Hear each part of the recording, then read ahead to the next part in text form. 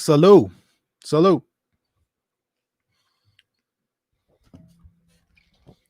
How is everyone tonight?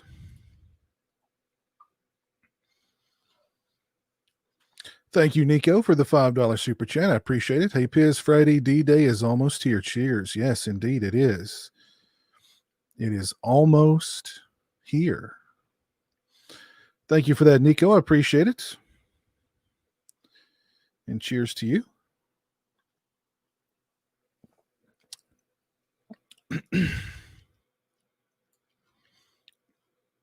Let's see, who else have I got with me on this fine evening?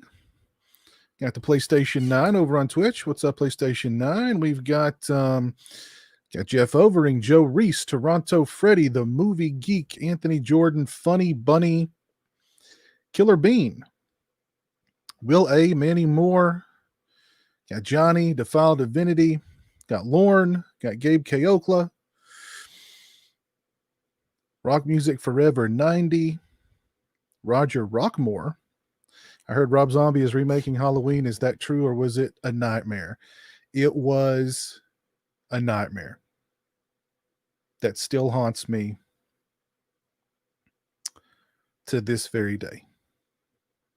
Captain Halloween, my buddy Keith. What's up, Keith? There's Dave. What's up, Dave? Sean Sr., hello.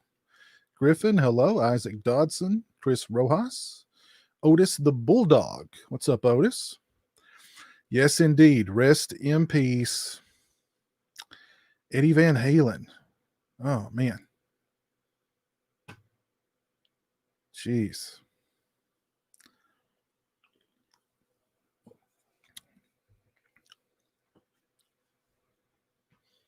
Man, yeah. That's a tough one. Yeah.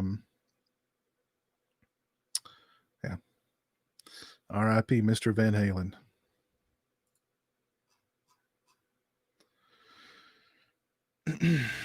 Oh, what am I drinking tonight? I've got some hard cider.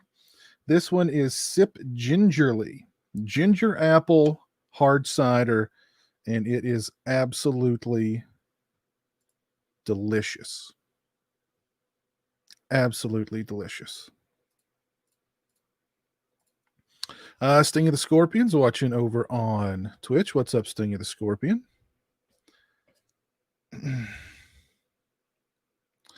Movie Freak 2000. Hello, Movie Freak. Been digging the candy and food reviews lately. Very cool. Very cool. We'll have some more of those, I'm sure, before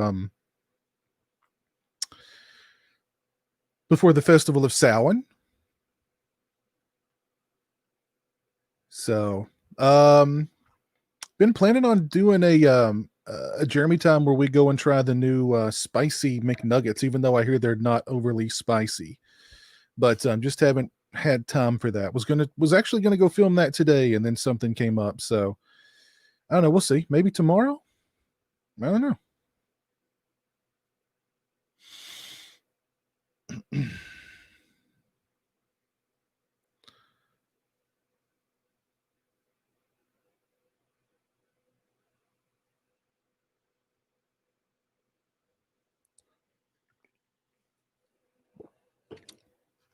My box set has not arrived yet. I'm not sure if they're sending them out. Well, I actually haven't even gotten my ship notification yet. So I don't know if they're going by order number or if they're going by what part of the country you live in, because they're wanting to get them out to everybody either on or before the 13th. And I know a lot of people are saying that. I know a lot of people already have theirs. They ship out of Kentucky. So if they ship mine tomorrow, it'll be here Friday. So I mean, I don't know if that's part of why they're if that's part of how they're shipping them. I don't know. But I haven't even gotten a shipping notification yet.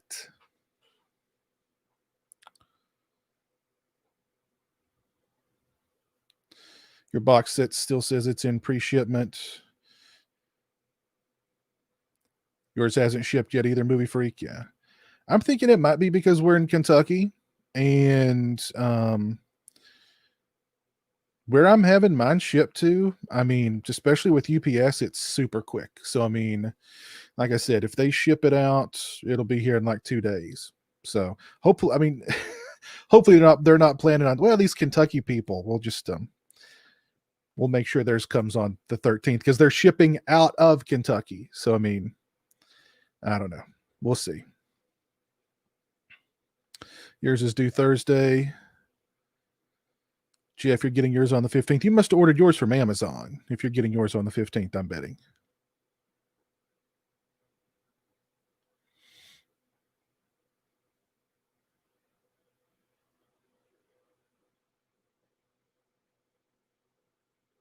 Yours says order taken. Yeah, mine still says mine still says order taken too. All right, Funny Bunny, have a good night. Just checked me email and still nothing. Yeah. Your Friday box shipped last Thursday. Yeah, I don't know. I was hoping to have it before now, but I guess I'm going to be waiting a little bit longer. Jurassic John, you got yours today. Very cool. Very cool.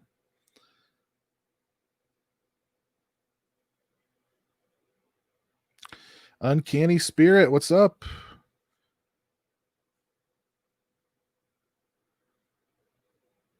Ah, Sinister. Okay, you changed. Okay, Sinister Antics. You changed your name to Uncanny Spirits. Okay, cool.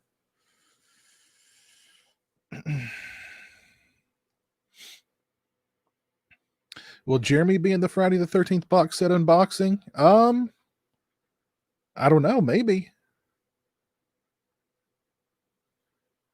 But I'm planning on doing an unboxing and an overview of the thing, and I may do a review of like the new stuff. So I agree, Ethan. Fall is the best time of year. That is for sure. Fall is definitely the best time of year.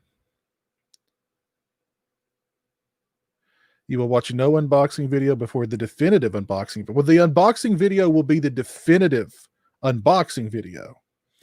If I do a review of it, that'll be separate. That'll be like, talking about all the new stuff. So, I did get to see the Back to Camp featurette that has my footage in it, and I was very, very, very, very happy. They used a lot of my footage, and it was really cool. It was really cool. So, PlayStation 9, thank you for the bit, sir. Piz, ever heard of Observer? It's a horror game with Rutger Hauer. Also, I think the Skull. You like the Skull? Okay, the Skull. Yeah. The Skull and Broken Pumpkin. Yeah, this is cool. Yeah, I've got to give props to my buddy Lorne for sending me this. I forget what stores that these were available in, but it wasn't any kind of stores that's in my area. So he got one for me and shipped it my way. And yeah, it's really, really freaking cool. Ooh, my Halloween 2 pumpkins trying to run away.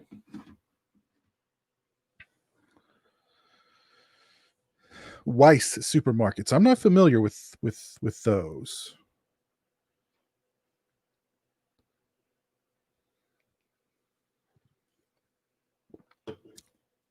But thank you for those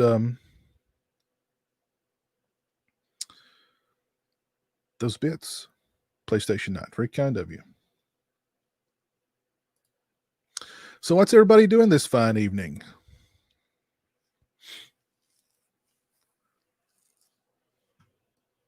Is everybody are you fully immersed in the Halloween spirits, in the spirit of fall, in Samhain? Okay. We've had the harvest moon. Now we've all got to prep for Samhain.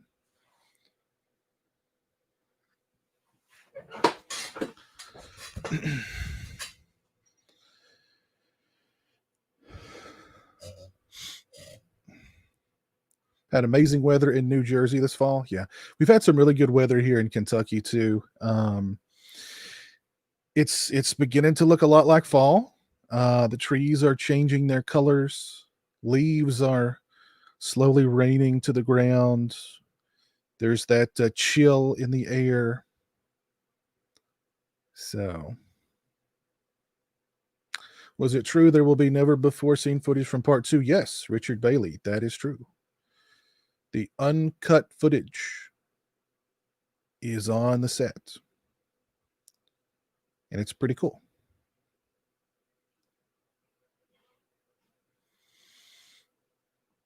Dennis Arthur, hello. Why are we skipping Halloween 4 on the watch alongs? Because we did a Halloween 4 live commentary just a couple of months ago. So that was before we had the idea of doing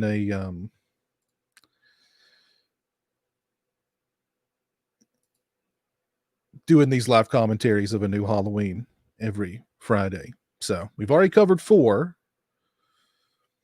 So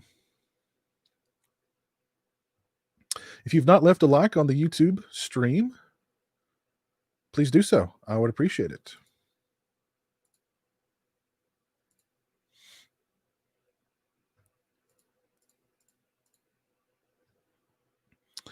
Footage from the camp, Lope Vision Films, the camp where they filmed the original Friday the 13th.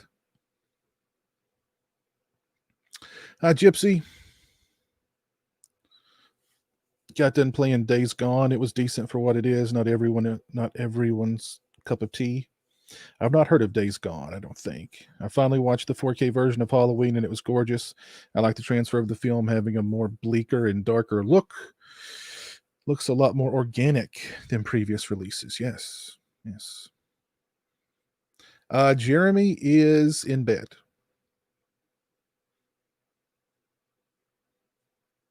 It's harder to get in the mood in Southwest Florida. I bet, Richard. Yeah.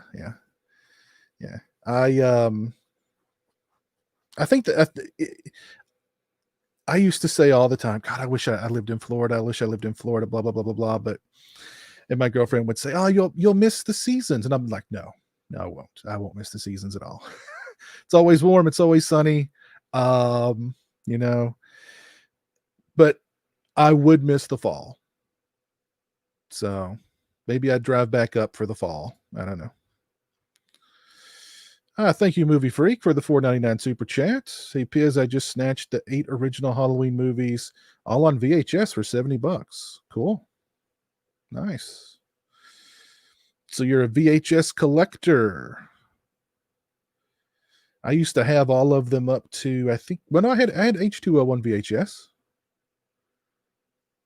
I had them all on VHS at one point, but like with most of my VHS collection, I don't know. One day it just kind of disappeared. I don't really know what happened to it. Or what happened to them, I should say.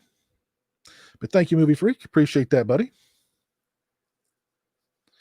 Taking this Friday off from work for my 13-day Friday box set weekend. I hear you. You're 61 all week, but 14 all weekend. Yeah, I hear you, Nico. I hear you. I'm looking forward to watching Halloween 2 with Jeremy on Friday.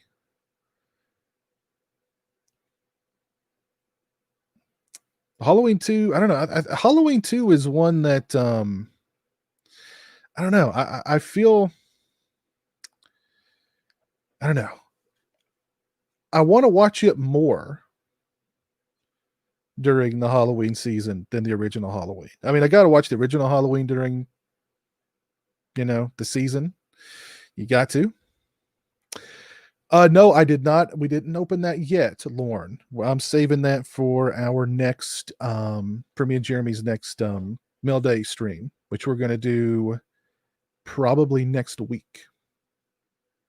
So I've actually got it right here. We're gonna do that. I'm gonna let Jeremy open that, and I'm gonna let Jeremy try the Chucky 10 candies. Ooh, these are sour cherry candies. Nice. So that'll be fun.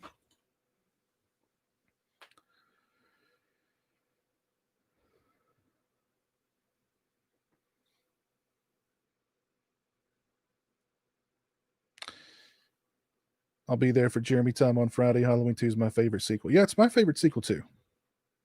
Yeah. So Days Gone is an open world game where you play as a biker fighting zombies and crazy Mad Max style marauders. Interesting.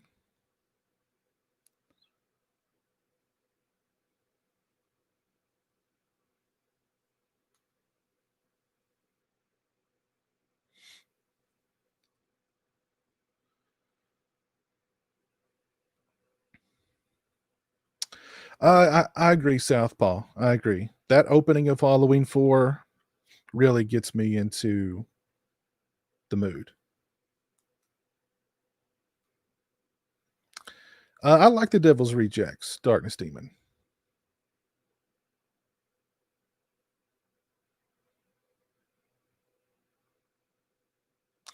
Hey, Kowloon Wong, how are you?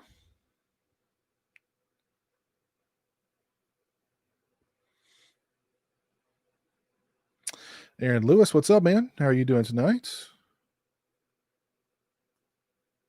I think I agree, Jamie. I think Halloween 2 has a little bit better Halloween atmosphere than the first one.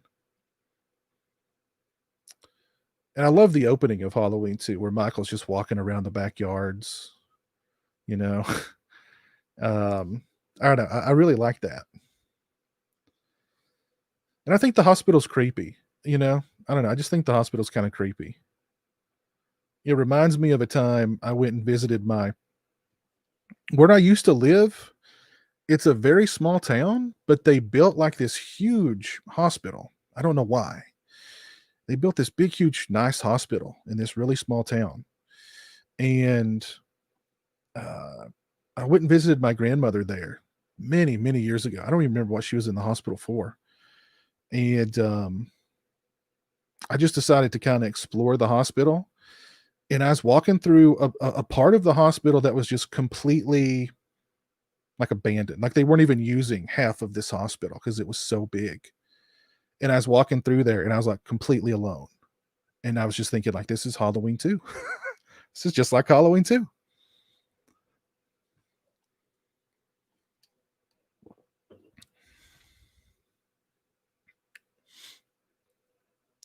Watch Halloween 2 the most in this October. Yeah. Thank you, Chucky Fanatic. Cheers to you too. Austin James, hello.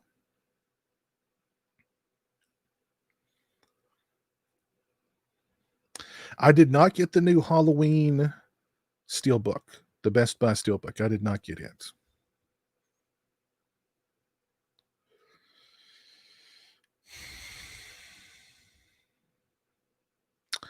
Gypsy, well,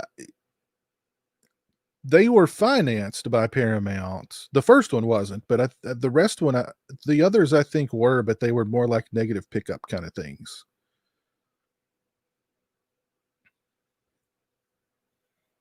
I think I know the first one was independently produced and then distributed by Paramount. I think the others were financed by Paramount, but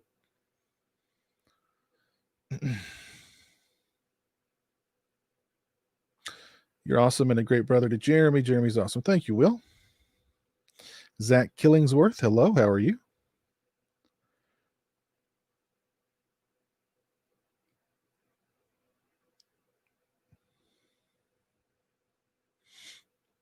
Halloween 2 has the benefit of a larger budget. I love the first 3 Halloween films. After that, the quality starts to quickly diminish. I mean, I love the first 6 Halloween movies.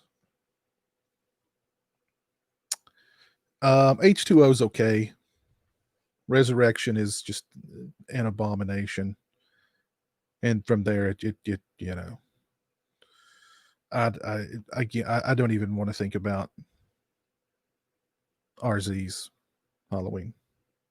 I'm in a good mood. I don't want that to, you know. I swear to God, I have PTSD about that movie. I really don't.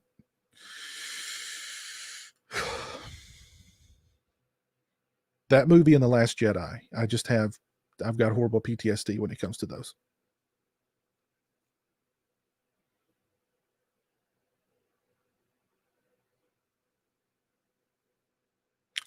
No, Uncanny Spirit, I'm not. I actually just did one um for Split Second. That was a review request. That was a review request that turned into also a Blu-ray review. So thank you, Kid Square, for the $1.99 super chat.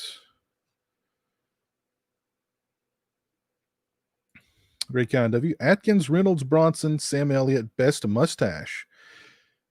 Oh, wow. Now that's a tough question. Oh, man. Oh.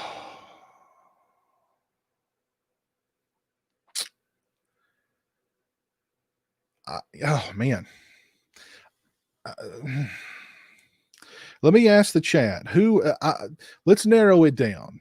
Reynolds and Sam Elliott both had great stashes. There's no doubt about that. But Atkins and Bronson, I need help here. Who had the better mustache? The Atkins, I'm sorry, or Charlie Bronson? So thank you for that $1.99 super chat, Kid Square. I appreciate it. Very kind of you.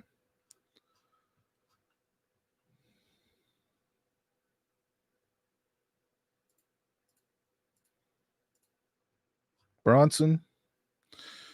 There's one vote for Bronson. There's one vote for Atkins.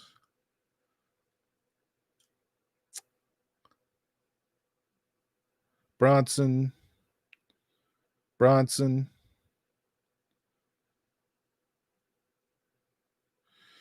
There's Jason. What's up, Jason Neal? Your box set's coming tomorrow. Very cool, man. Very cool. I got 2 more votes for Bronson.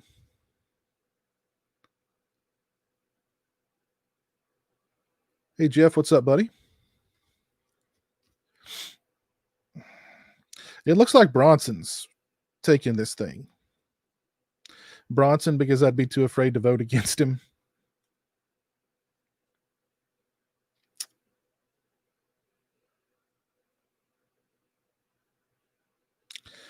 How do I feel about the new Texas Chainsaw Massacre and Leatherface being an old man? I mean, I'm not excited for it or anything like that. I mean, it's not even happening now. I mean, they've killed it. It's back to the drawing board because they fired the directors. So it's back to the drawing board now. Gabe, thank you for the $4.99 super chat, sir. Hey, Piz, what Friday film are you looking forward to watching it in its entirety first? Mine is Friday the 13th, part 2. That's a good question. I would like to check out the new 4K scans, of course, and only the first 4 have those. Man. I don't know. Good question.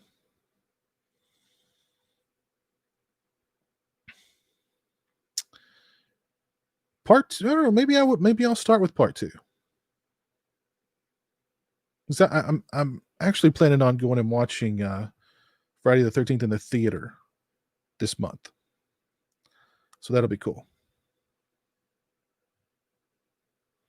But thank you, Gabe. Appreciate that, man.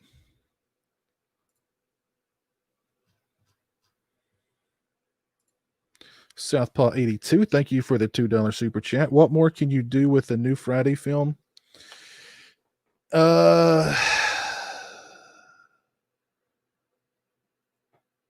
Make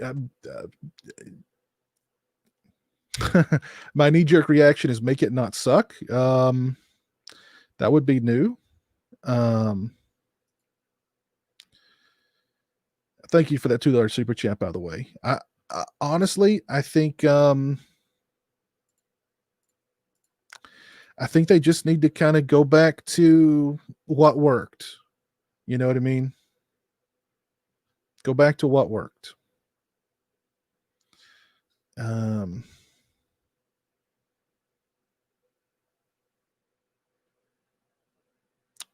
Doesn't need to be anything special. Does it need to be, we don't need a backstory. We don't need an origin story. Just, give us good, strong characters, good kills, some suspense. You know what I mean? A nice atmosphere. And there you go.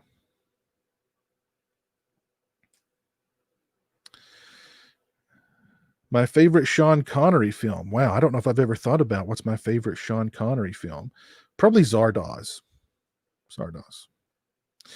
Big Crack Rocks, you're starting with the tater sack. Very nice. Very nice. You're going to watch the first 4 in order. Cool.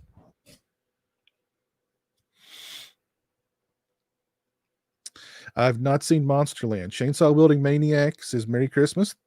Merry Christmas. It's a little early for that, but Merry Christmas to you. I have seen Baskin, Joel. I thought it started out really good, but I liked it less and less as it went on.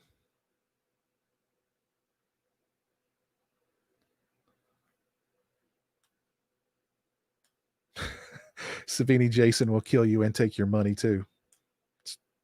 That's very possible. Heard anything on the new Mutilator 2 film status? It's on hold until either COVID goes away or until there's a vaccine. That's from the mouth of Buddy Cooper himself.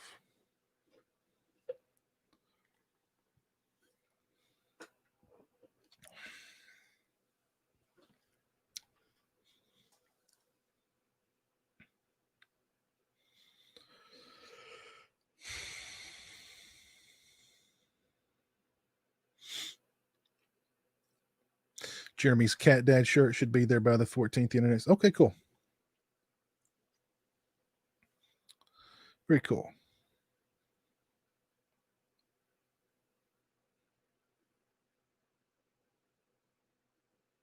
So what do y'all think about what's the big theater chain that's closing its doors? Was it Regal? Let's see. Yeah, Regal movie chain will close all 536 theaters on Thursday. That soon? But I mean, are they closing for good?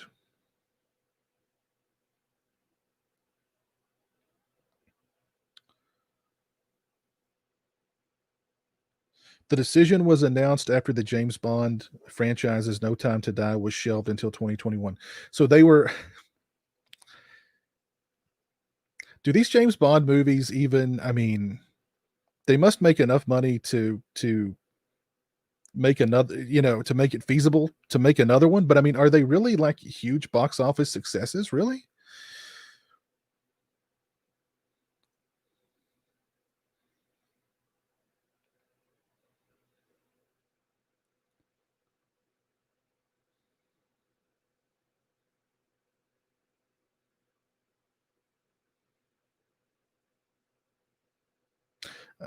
Doesn't sound like it's a permanent closure, but I mean, good Lord.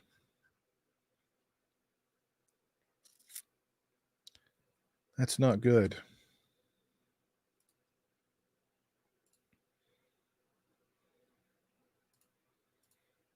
I have a pretty nice Regal near me.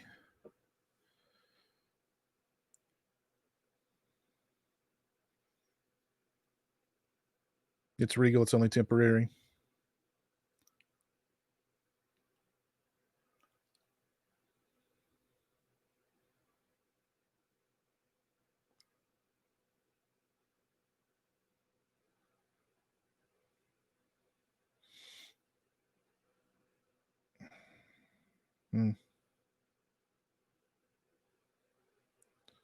Skyfall made over $1 billion, really? Inspector made like 800 million. I don't know. I mean, I don't watch those movies, and nobody that I really know seems to watch those movies either. So, I mean, maybe there's just a lot of Daniel Craig fans out there, but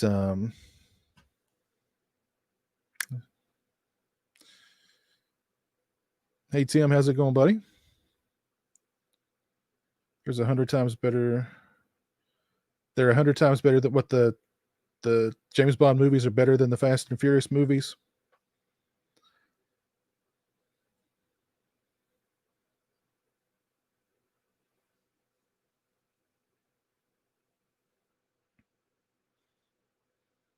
We rented a theater for Halloween night. We're going to watch Trick or Treat and Trick. Ah, cool, Dale. That's really cool. Never doubt the amount of sick people out there. You think we get more gory horror films if they did shut down? I mean, we are seeing a lot of movies that otherwise would never get theatrical releases, getting theatrical releases now, which I do think is kind of cool. Which I mean, I wish they would make room for those kinds of movies to get a theatrical release, even during regular times. You can clear one theater out that's playing, the new Fast and Furious movie 3 weeks after it's already been playing. I mean, come on. For The Wretched or Darkwater Abyss or something like that, Relic, so on and so forth. The James Bond films have legs. That means a higher percentage of the tickets in later weeks for the theaters. So okay, okay, I hear you. I believe it is Movie Freak. I believe it is.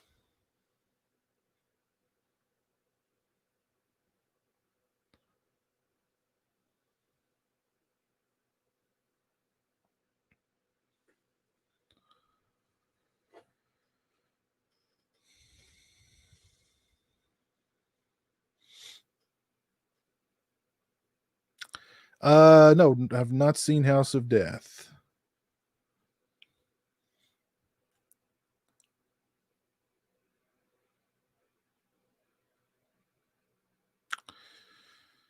Shortcut. I've not heard of Shortcut. Or actually, haven't. Is that the one about the kids being trapped in a school bus? And there's some kind of creature or entity or something outside the school bus doing mean things.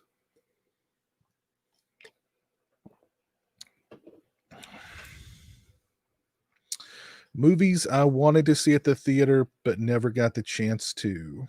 Um, Good question.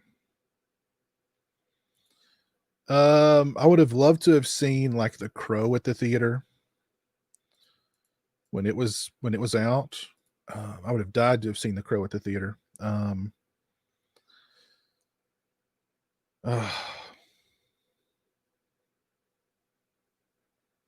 I would have loved to have been in the audience for like the very first screening of like The Exorcist and Jaws, and you know, did I make a mistake by ordering Shocking Dark over RoboWar? Shocking Dark is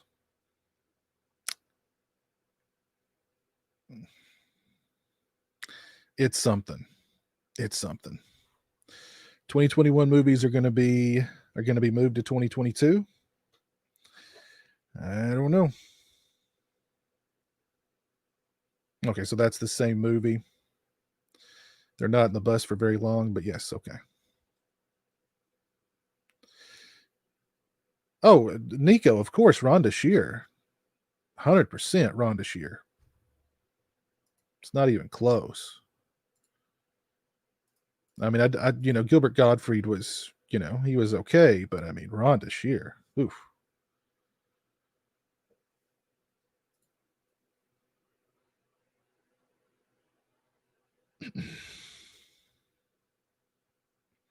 She was something else.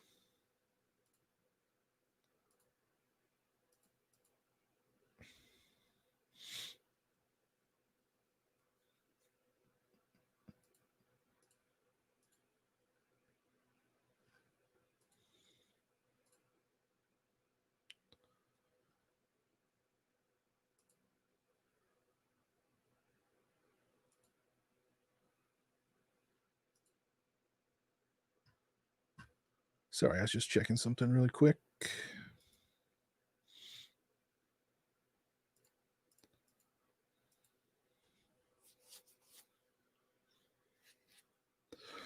What was the movie that made me fall in love with movies? That's a good question. Probably, hmm,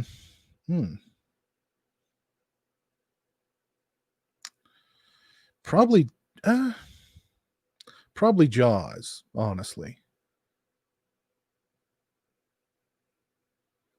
Um, True Romance was the first movie I saw that made me kind of appreciate movies for or kind of made me look at movies in a different way. Like a movie can be more than just entertainment. No, did not hear about the Resident Evil robot cast. Never got to see a Bronson movie in the theater. I would have loved to have seen Death Wish 2 and Death Wish 3 in the theater. Oh, man. That would have been so fun.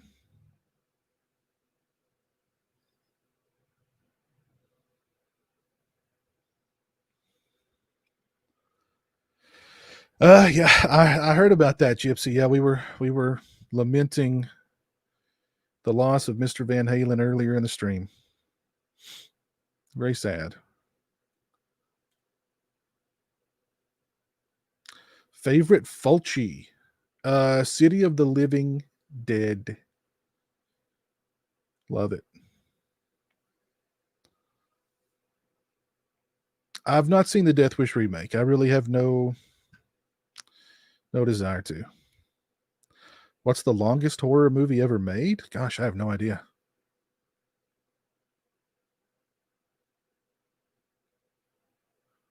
What's the first VHS tape that I bought with my own money? That's a good question. Gosh. Oh man, I don't. Oh,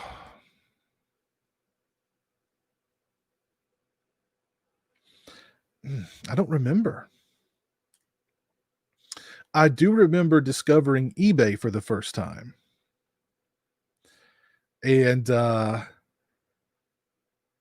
was a seller on eBay. They must have been former video store. They must have been a former video store owner because they had everything. They had everything, and they would sell them for like, I mean, dirt cheap to buy and dirt cheap to ship. And I just bought so many VHS tapes from these people. Um, oh my god. I think the very first one I bought was Happy Birthday to Me. But literally every movie that like I would search on VHS to buy, their listing of it would pop up. So I just kind of stopped searching. Like I would, if I wanted a VHS of a certain movie, I would just go to their store and search it, and sure enough, they'd have it. Doesn't matter, horror, sci-fi, action, whatever, they had it.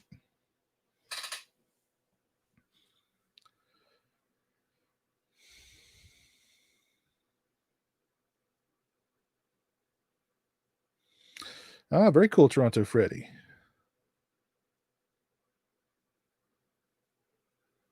Favorite John Carpenter movie that came out after They Live? Uh, mm, I'm gonna have to look his. I'm gonna have to look him up here to figure that out. I know When the Mouth of Madness came out after that movie, but I don't know, I'm not as enamored with In the Mouth of Madness as a lot of people are. I like it, but I mean,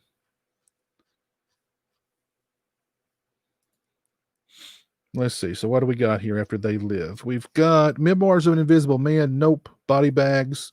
Yeah, but I don't know if I really count that as a John Carpenter movie. In the Mouth of Madness, I like. Village of the Damned, no. Escape from L.A., no. Vampires, I like, but mm. Ghosts of Mars. I've actually been tempted to rewatch Ghosts of Mars lately. Um, The Ward, no. Gosh, I guess I'd have to say In the Mouth of Madness, even though I'm like I said, I'm not, you know, Huge fan of that movie. It's pretty good, but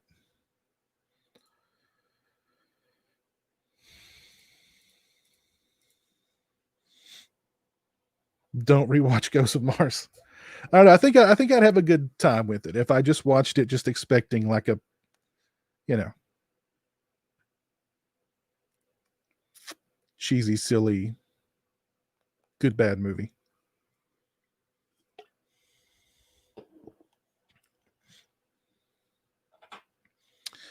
Hey Nick, how are you doing?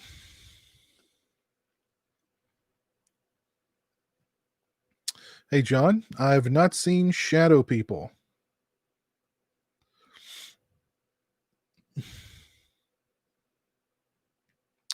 Yeah, Carpenter's Vampires is okay.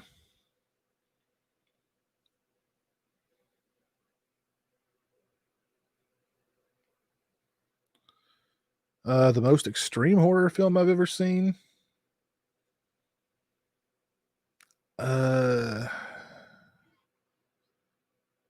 Gosh, I don't know.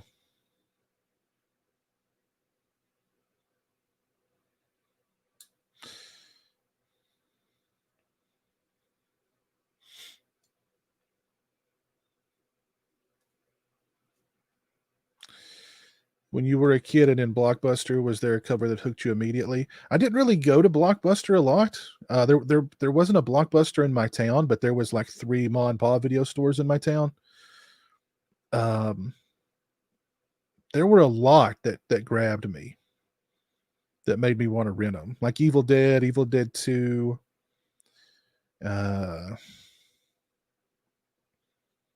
Spookies, The Mutilator. I remember seeing the cover art for Hellraiser 2 the first time and just thinking like, man, this is different. This guy's got like pins in his head, you know. And took it home and just, yeah, it was not what I expected. It was not at all what I expected. Yeah, not a fan of Lords of Salem. I didn't. So there's a Resident Evil movie reboot announced today with the cast. I missed that news. Let me see.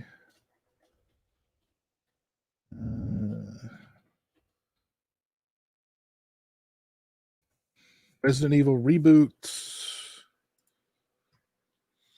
Kaya Scudella. Okay. Robbie Amell, Hannah John Kamen, Neil McDonough, and more to star in origin story adaptation. So there's some familiar faces here. Who's the director? Johannes Roberts. What has Mr. Roberts done before? That name sounds familiar.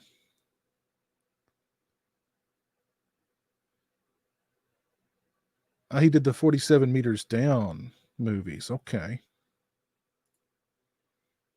Hmm.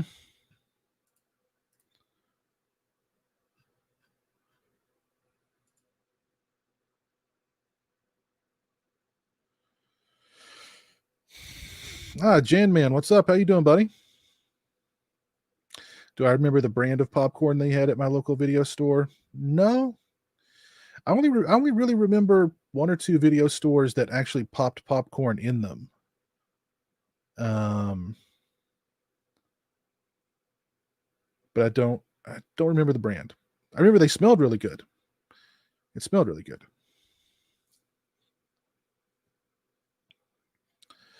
Hey Jerry, what's up?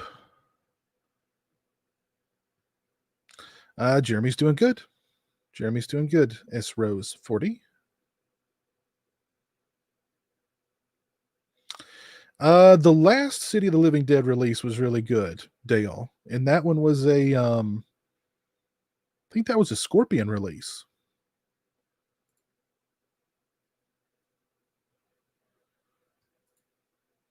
That was a good release. If you've not left a like on the YouTube stream, please do so. I'd appreciate it. Maddie Colgan, what's up? Over on Twitch. How you doing, man? Village of the Damned and Vampires are both fine to me. I can watch them just fine, but outside of those two and In the Mouth of Madness, just oof. Yeah.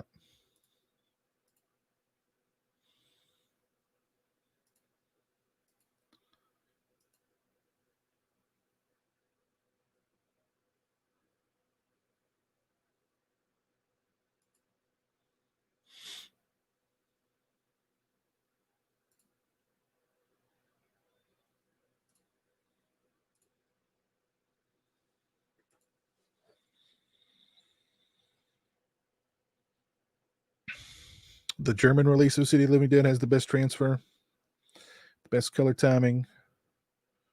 Yeah. What's up, Drum Smash? Oh, there's Jamie. Jamie, hello. How are you?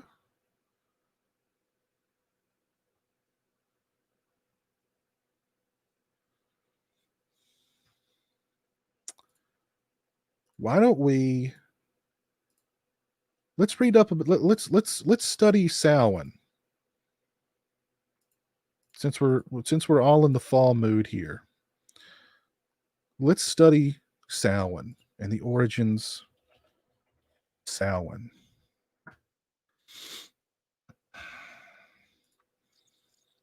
All right, here we go. Let's check this out. Let's do some screen sharing here. We're going to have a lesson on the origins of Halloween.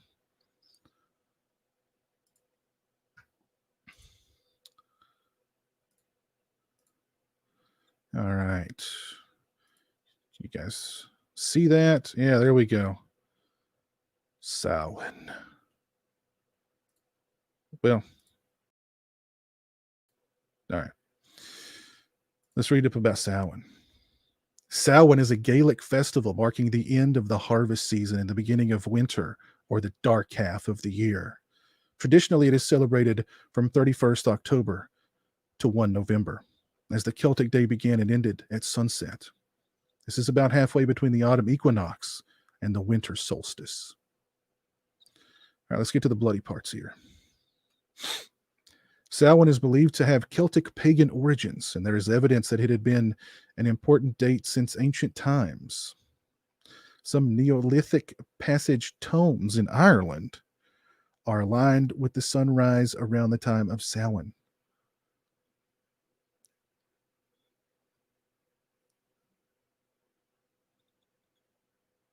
Mumming and guising were part of the festival and involved people going door to door in costume or in disguise, often reciting verses in exchange for food. The costumes may have been a way of imitating and disguising oneself from divination rituals and games. Were also a big part of the festival and often involved nuts and apples.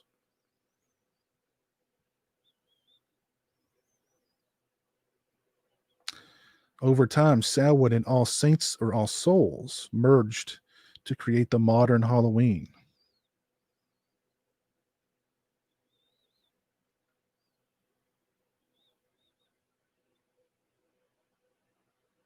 Very nice.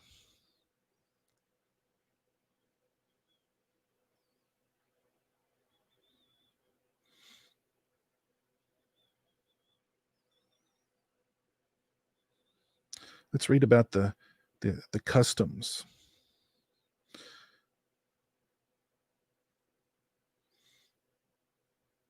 Let's read about the ritual bonfires. Bonfires were lit on hilltops at Samhain, and there were rituals involving them.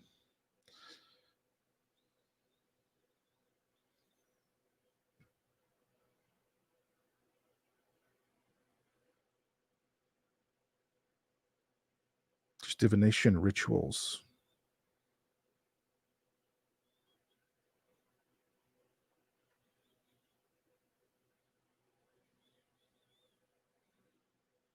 Check that out.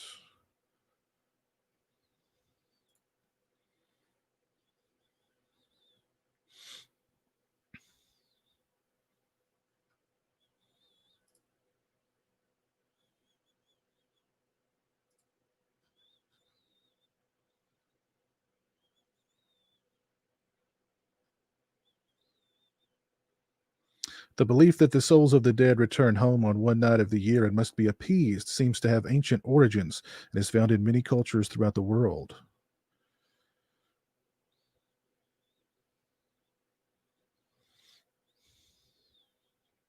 The souls of thankful kin could return to bestow blessings just as easily as that of a wronged person could return to wreak vengeance. Ooh, Mischief Night pranks.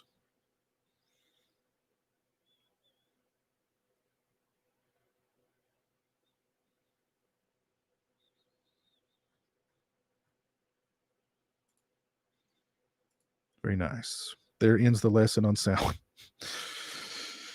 You're getting creeped out. Sorry.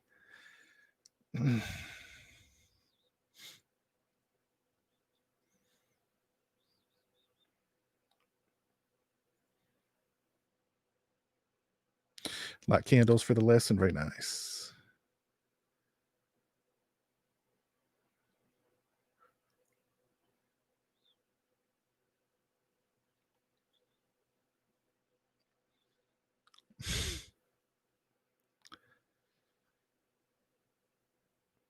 You never really understood the plot of City of the Living Dead.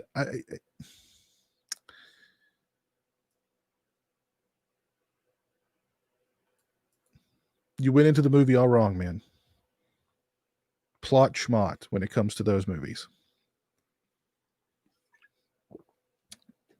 The devil invented Halloween. That's true. That's very true.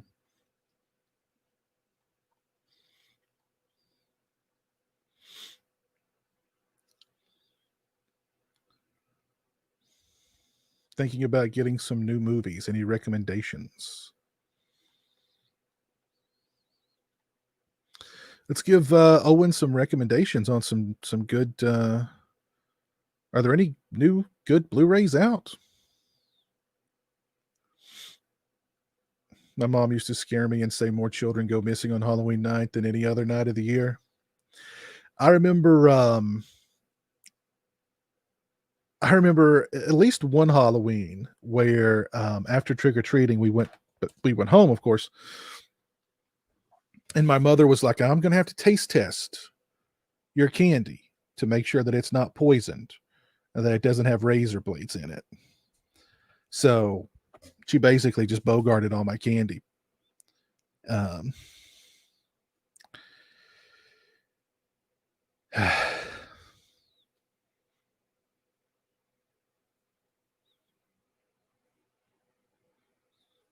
Lauren, tell past 12 midnight where you got the light up pumpkin. What's it? Weir's supermarket or something like that.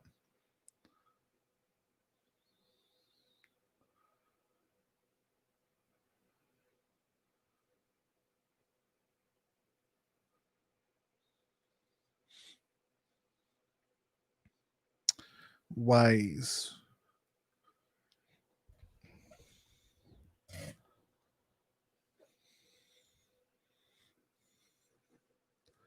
Deep Star 6 Blu-ray comes out. I've actually got I've got the 101 Entertainment or the 101 Films the Deep Blu-ray that I need to watch and review.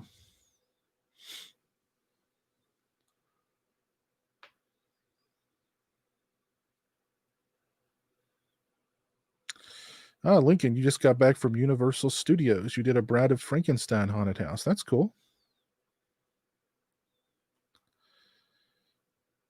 Vampires versus the Bronx. Oh, okay.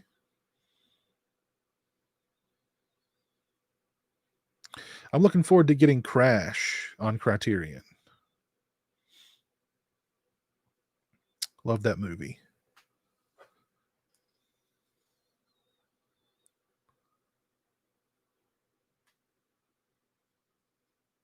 Did I watch Terrified on Shudder? No, I didn't. I don't know if I know what Terrified is.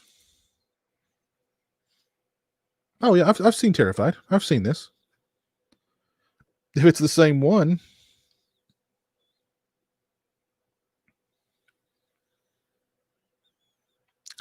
I saw it. I remember liking it for the most part.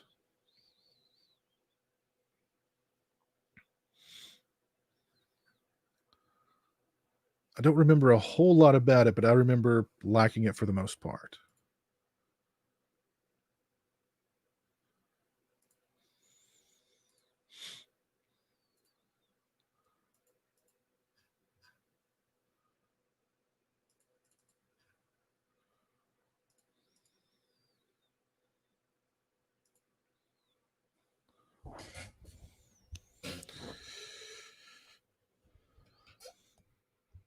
Arrow, yeah, Arrow's doing a 4K of Crash too. Yeah, that's only that's region B locked, I think.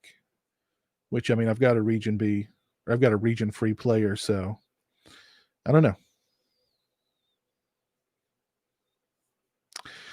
No, it got an NC-17 rating. Rock Music Forever.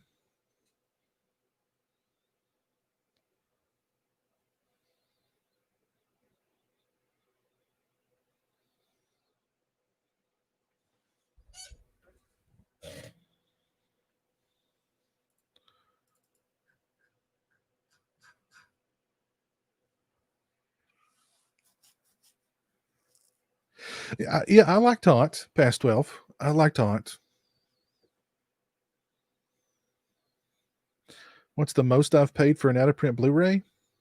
I don't think I've ever really. I don't think I've ever really paid that much for an out of print Blu-ray.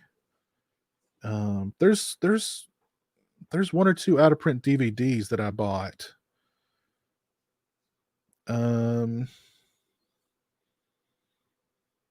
But I don't remember spending like crazy money on them.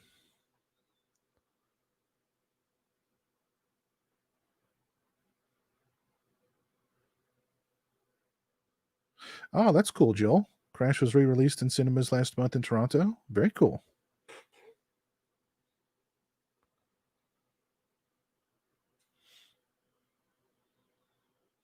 Yeah, I can see those, Maddie. What's up, man?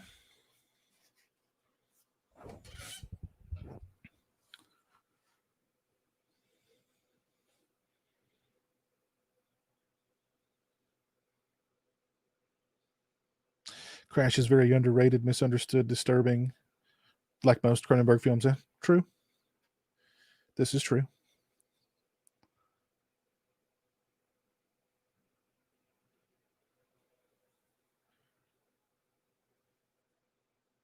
Yeah, I've got I think I've got 3 or 4 Cronenberg films on Criterion. I really don't have a very big Criterion collection.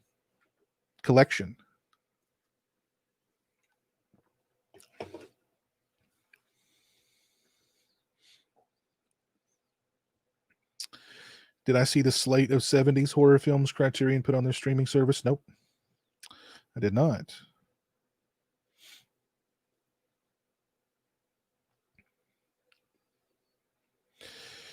You spent $40 or $50 a long time ago on the limited edition Evil Dead.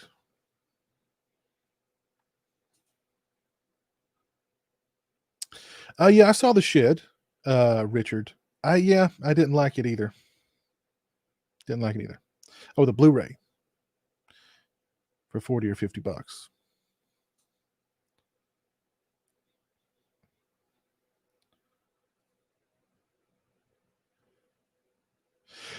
Yeah, I'll probably get In Search of Darkness too. Yep. I'm gonna see if I can't get the In Search of Darkness guys to come on and do a live stream with me before the end of this month. I've got a really busy stream schedule for this month. I've got for those of you who don't know, I'm doing a live stream with Rowdy Harrington on Thursday. The director of Jack's Back, Roadhouse, Gladiator, Striking Distance, A Murder of Crows. So that'll be a lot of fun. And then the following week on the 15th, I'm doing a live stream with Justin Beam, Peter Brackey, Michael Gingold, and Glenn Baisley, the guys who created all of the extras, all of the new extras for the Friday the 13th box set.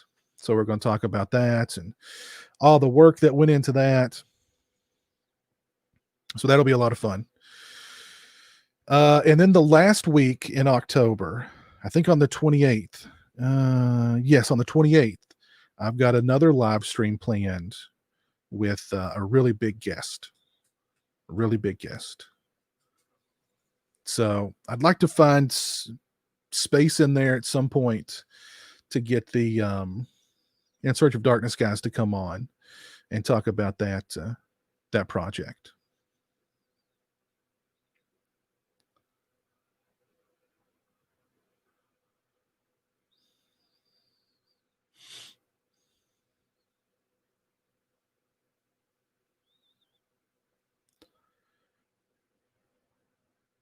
No update that I'm aware of on the Friday the 13th lawsuit, Maddie. I think the judge is just waiting for either Halloween Day or uh,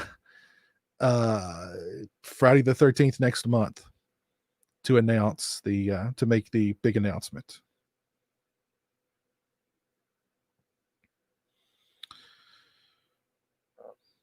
So hopefully soon we'll get that announcement.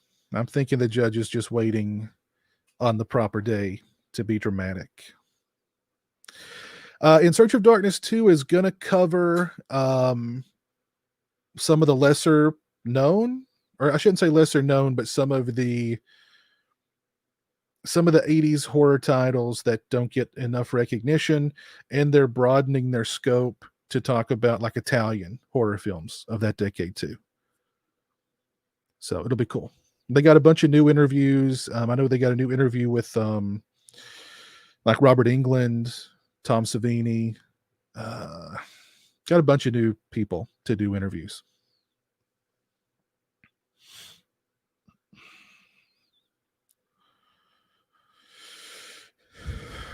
All right. Good night, Lauren. Take care. Have a good one.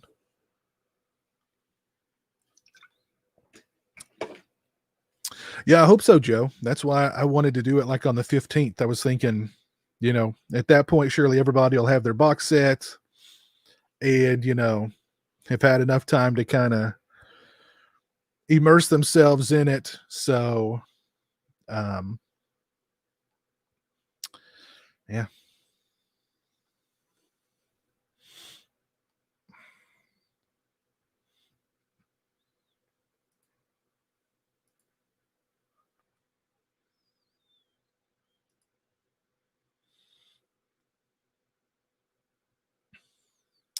But yes, if you guys haven't left a like on the stream, please do so. I would certainly appreciate it.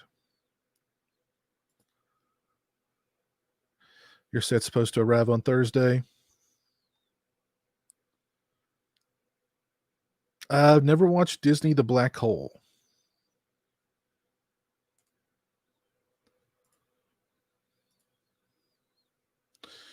And for those of you, is everybody in here a subscriber of Region Free?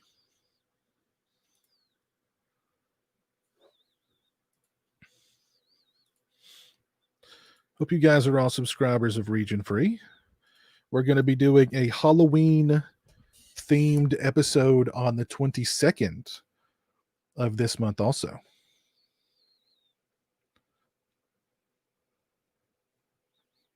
Yeah, Influence Films, they are shipping the sets out now. They started on the 1st, I think, and they're going to ship through the 7th. Well, tomorrow is the 7th, isn't it? So, surely to goodness, I'll get my shipping notification tomorrow because I've still not got my shipping notification.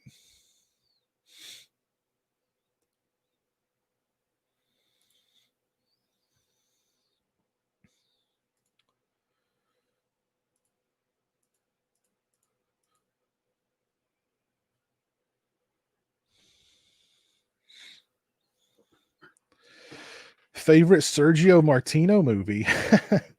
Oh man, let me look up Sergio. I don't remember a whole lot of his stuff off the top of my head. Let's see, Sergio Martino. Ooh, Torso. That one would be right up there, of course. Let's see.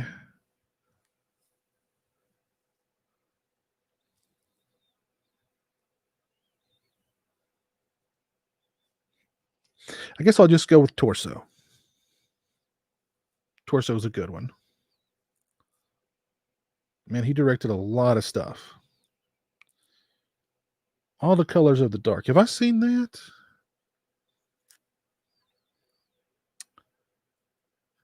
No, I don't think I've seen that one. It sounds familiar though.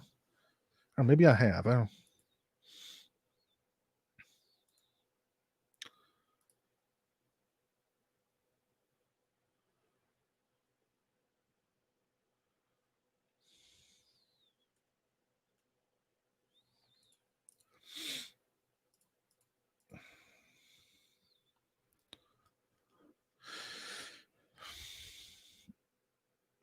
Does Region Free feel the same as the old show? Yeah, yeah, of course.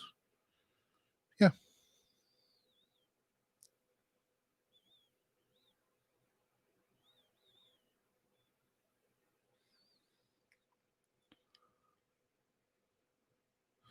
The last act of Torso was one of the greatest suspense sequences in modern films. Yeah, it's pretty good. All right, Aaron, take care, man. Thanks for stopping by.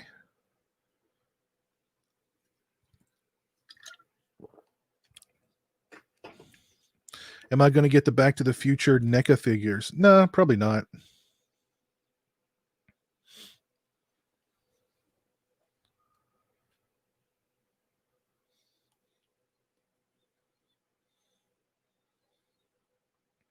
Do I think that horror films of the 70s and 80s are better than today's horror films? Oh, absolutely. Yeah. Yeah, there's no doubt about it.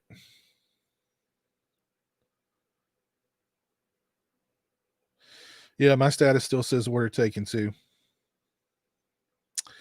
Episode 2 of Region Free will be on the 22nd of this month.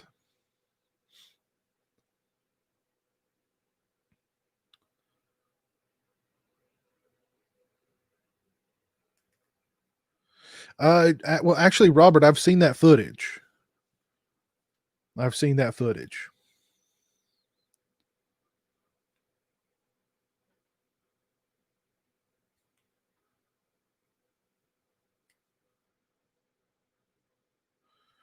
I need that set now. I know. I wish mine would hurry up and get here. Jeez. We're not. No, we're not going to do weekly. We're probably going to do at least 2 or 3 shows a month. We're not going to do seasons anymore. We're just going to do episodes.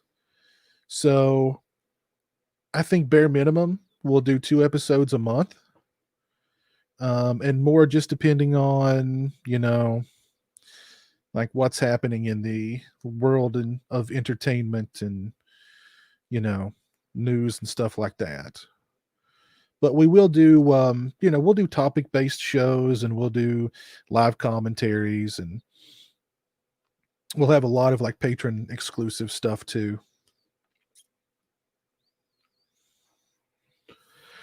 Part 2 is your favorite, Maddie? Part 2 is good.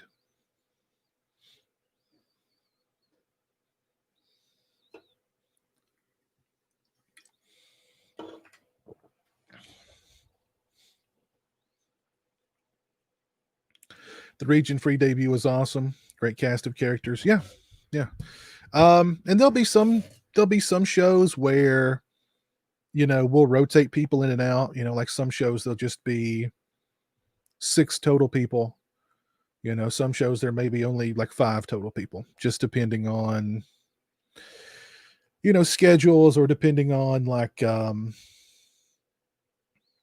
topics, whatnot. So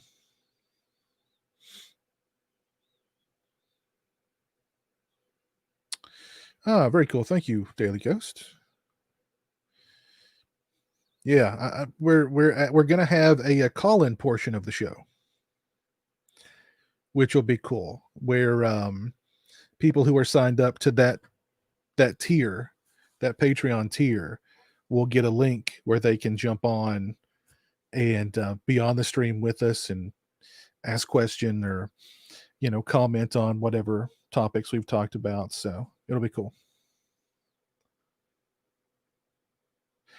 I mean, I like StreamYard, DJ. There's things about Google Hangouts that I miss. I did one thing that I really liked about Google Hangouts was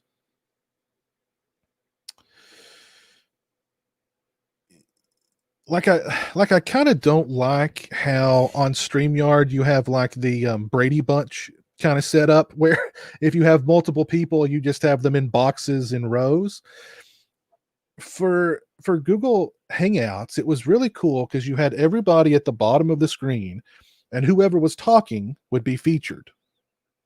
Like it automatically, if it recognized that you were talking, it would go to you and give you the main screen all by yourself. So that was a great feature of Google Hangouts. I mean, Google Hangouts was very buggy. There were plenty of times where I wanted to like throw my computer out the window because of Google Hangouts, but I mean, Google Hangouts is the reason why there was a sausage factory to begin with. Um,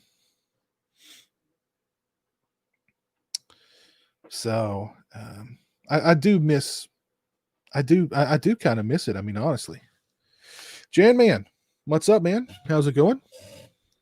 After Brie Larson, who is your favorite actress of all time? Well, I mean, gosh, they all pale in comparison to Queen Brie. Honestly, so I mean,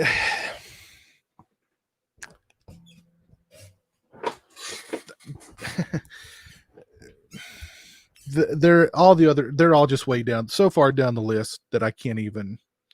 I won't even go that low. I mean, it would be an embarrassment to even compare them to Queen Brie. So, not going to do that.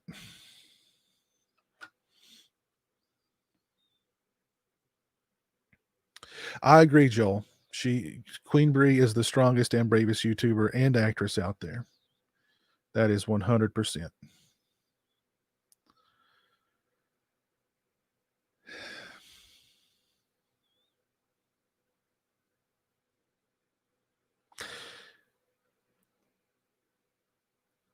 I really like, hey, I like Halloween 5 too. Um, I've said this before, but I mean, I couldn't rent, um, I couldn't rent Halloween 4 without also renting Halloween 5. I mean, I always rented them together and I always watched them back to back. Halloween 5 has its problems. It has a lot of problems, but I still love it.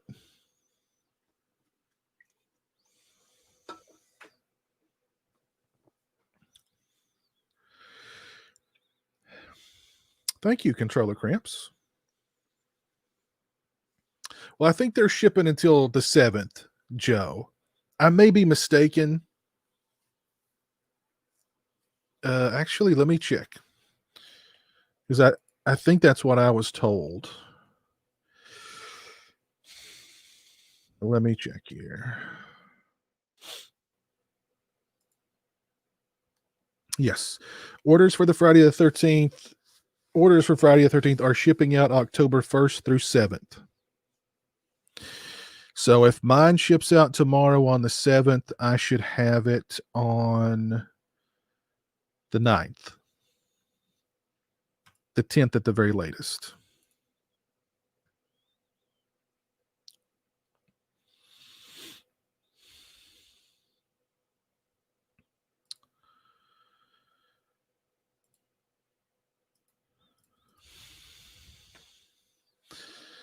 Piz was when was the last time you played Friday the 13th the game? It's been a while.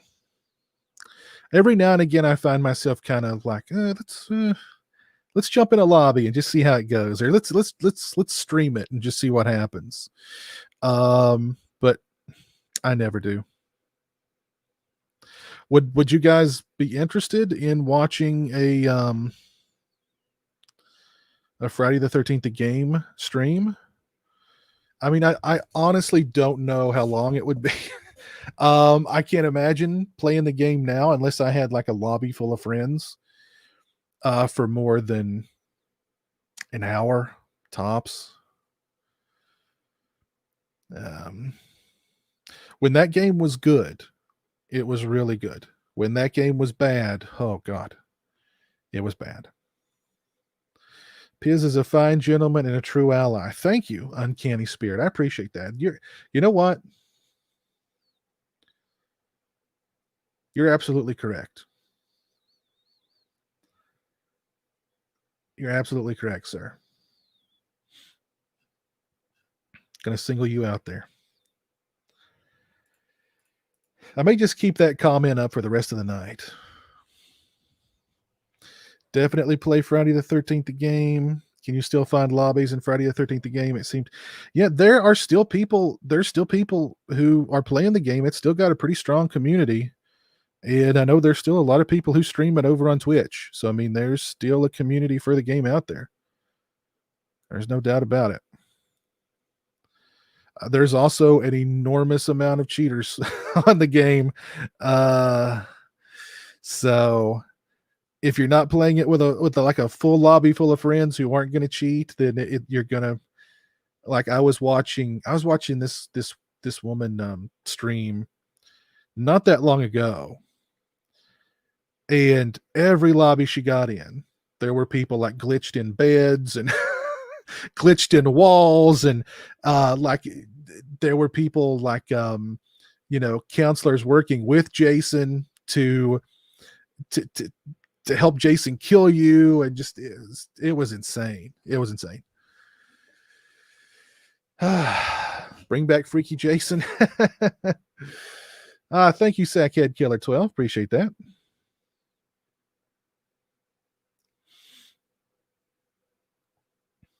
Freaky Jason just would not survive in today's climate.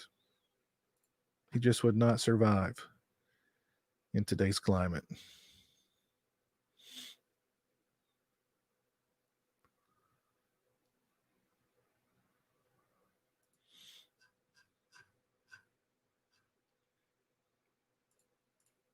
He'd be canceled and then some. Let's see. I think Influence Film. Oh yeah. Halloween 6. Do you prefer the producer's cut or the regular cut, or both? Please explain. I like them both, honestly. I like the producer's cut because, I mean, it's more of a complete story, but I do like the flashy, the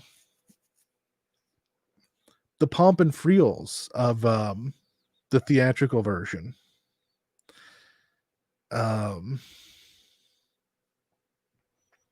So I like them both, really. That's why Jeremy and I are we're doing our stream will be for the theatrical cut of the film when we get around to watching that one.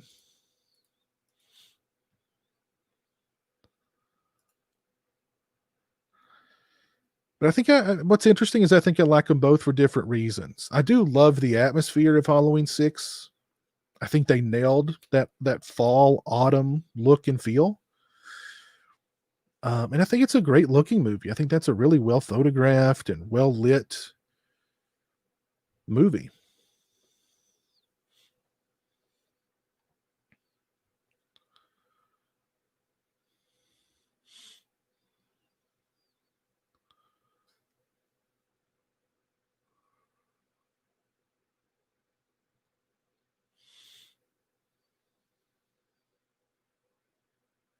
Yeah, I think you're right. I mean, it all depends on the lobby that you're in, Jerry. Yeah. If you're in a lobby with a bunch of people glitching in walls and glitching in beds and glitching in rocks and glitching onto roofs, yeah, that's going to really suck, especially if you're playing Jason. That's going to really suck. Like, I remember even back in the day when the game was still being actively updated and stuff. I mean, there were so many glitchers, but it felt so good when you caught a glitcher. I did a couple of videos where I was playing the game, and I don't remember what I called those videos. Glitcher gets owned or something like that. But there were a couple of videos that I made with gameplay footage of me killing glitchers, and man, it felt so good. Do I like the purple Jason from the game? Yes, I loved the retro Jason in Friday the 13th game. Absolutely. should finish the Until Dawn game. I get bored with that game, man. Like I've finished it, and I've tried to go back and replay it, but I get bored with it.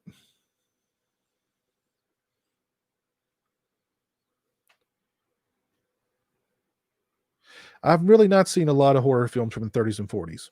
Hey, Ron.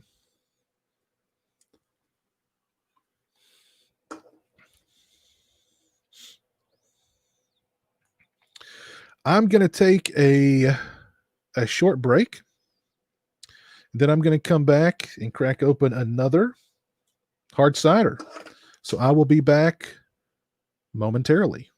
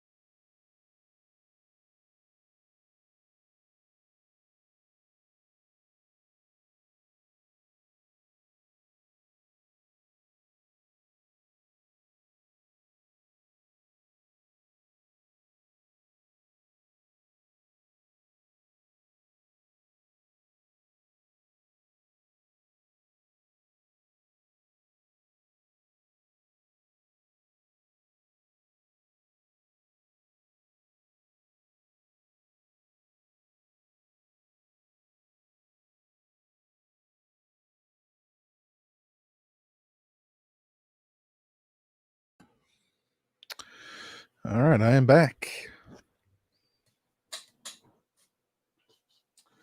Just finished up a new Part 5 mask today.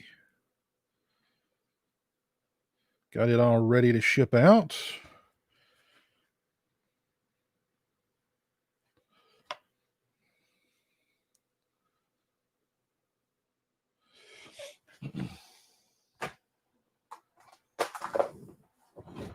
So let's see. Let's get us another hard cider. Now I'll let you guys make the call. I've got Seeing Red, which is muscadine apple hard cider. And I've got Cider House Blues, which is blueberry apple hard cider. So you want the red or the blue hard cider? Let me know. Red or blue?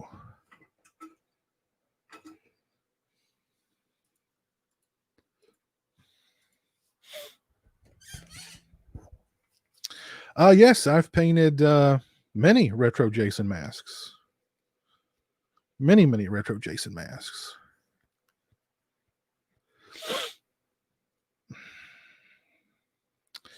There's Christian Hanna. What's up, Christian? How you doing, man?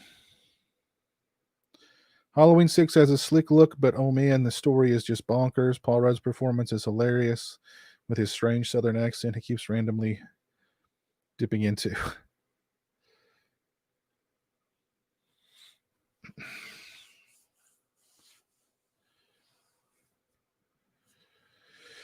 Let's see. Let's see. Blue, red, red,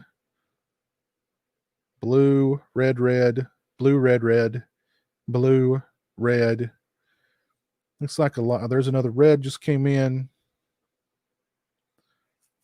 Piz, not only would you drop the taco and get in the Nissan, but you would voluntarily listen to Queen Brie inform you ad nauseum that she doesn't care what a 40-year-old white guy like you thinks. Absolutely. I would want her to serenade me with like sing it out loud how much she doesn't care about what I think. I got the graveyard shift tonight, Christian. Ugh. Controller cramps. It's your birthday tonight, so you're getting drunk on Coors Light. Well, happy birthday, buddy. Let's see. Blue. I don't know. It's too close to call at this point, it seems. I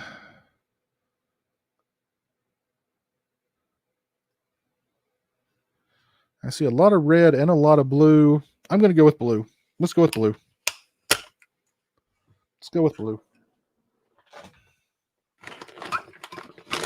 I don't think I could have gone wrong with either, honestly. But Aaron Rodriguez, what's up?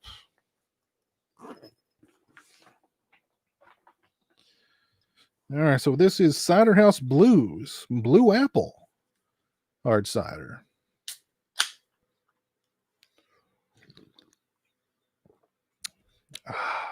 Very good stuff. Very good stuff. Mix them together. Oh man, I wonder what that would taste like.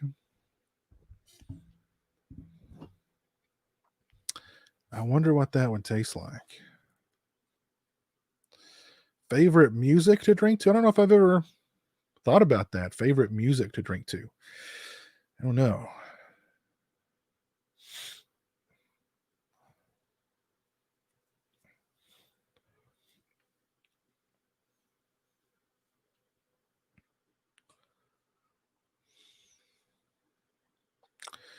Kentucky whiskey.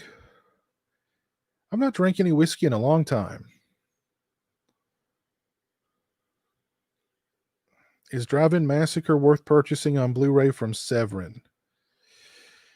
If it's at the right price, yeah. I mean, it's not a great movie. It's kind of entertaining, but it's definitely not a great movie. So, I mean, if you can find it for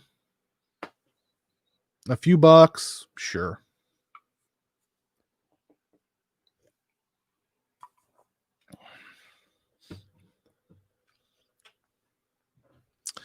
Piers being a Brie Larson stan, your favorite music must be Come As You Are.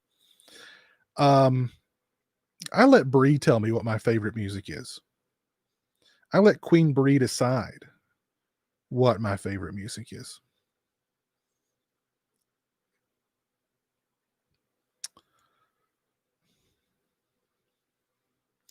How many cans would it take to make you slur your words, etc.? 6. Yeah, probably something like that. Yeah. Well, no, not 6. I don't know.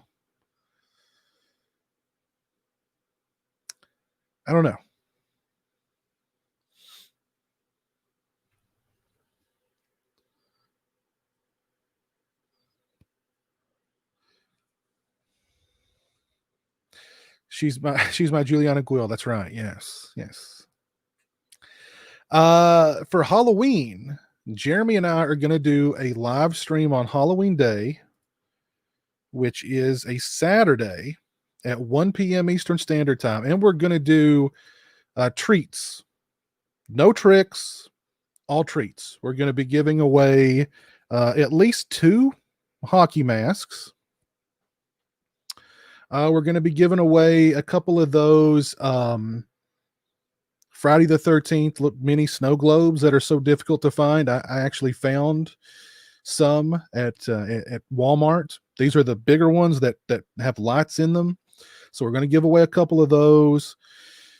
And I don't know what else we might give away. We're going to give away a couple of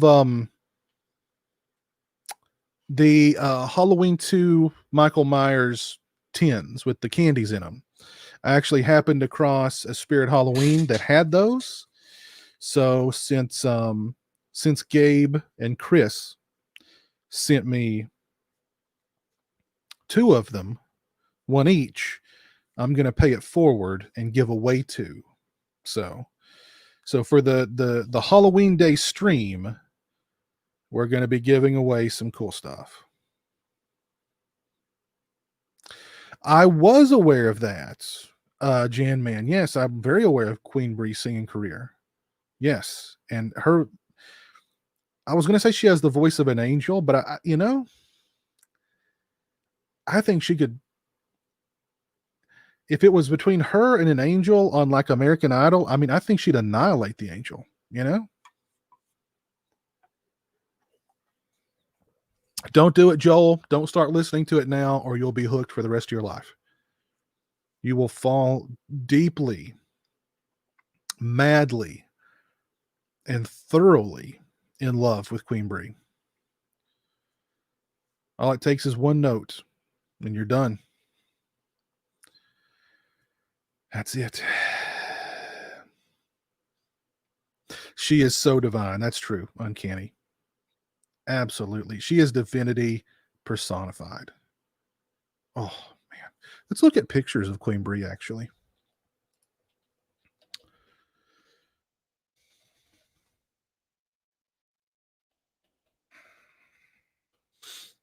All right. Let's find some pics here. Oh, my God. What a queen. Just an absolute goddess.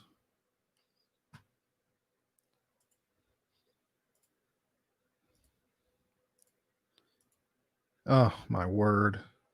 Just look at that. That vacant 100-yard stare. Is oh my God. Look at I mean, just the emptiness in her. I mean, the the fullness of her eyes. You know what I mean?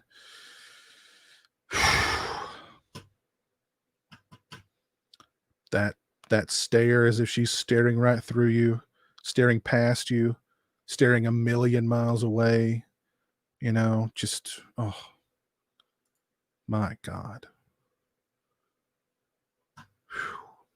Lord have mercy. And that smile, not fake at all. Nothing contrived about it. I mean, like that. Oh my God. People say she's a fake, that she's a phony, you know, that she's a Karen, that she's like the ultimate ex-girlfriend. And I mean, just look at that. Look at that I mean, that just that the depth in her eyes, that wry little smile. Um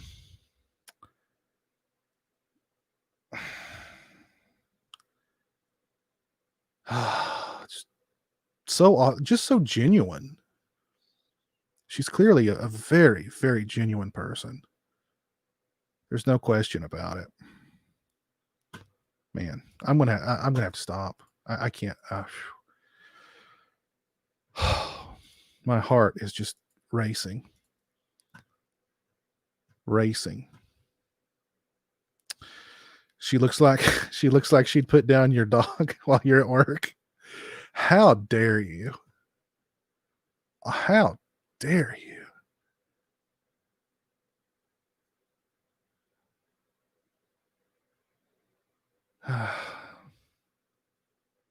Empress Kathleen Kennedy. I know.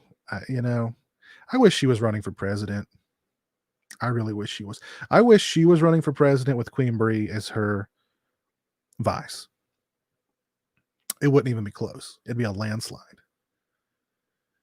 I never knew a stream of Piz looking at pics of Queen Brie with all of us is what I always wanted till I got it. My favorite hockey mask.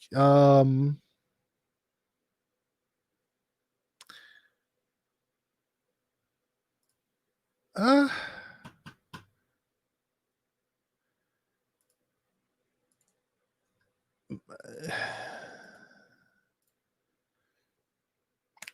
well, probably the part 3 barn scene. I just love the look of that mask. It's also one of my favorite ones to paint. But I mean, part 5, of course, is an obvious one. I really enjoy painting part 5s. Again, this one I just finished. This one is going to, I believe his name's Ryan over on Instagram. So Yeah.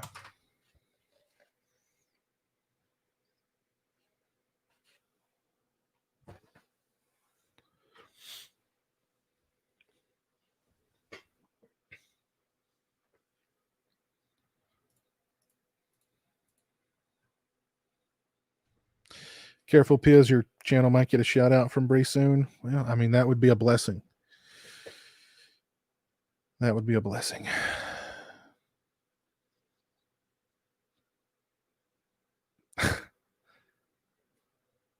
There you go. I'm the world's biggest Brie Larson simp. There's no doubt about that. No doubt about that. She looks like she put the razor blades in your candy. Oh gosh, Joe. Joe. Now that is an apocalyptic vision. Piz, deep question. What is your take on the fact that the song Baby It's Cold Outside was considered ban worthy by many mere months ago, but WAP is now the number one song in the country? I vaguely remember the Baby It's Cold Outside controversy. I actually listened to some of that, the Cardi B song, and it was ear rape. It was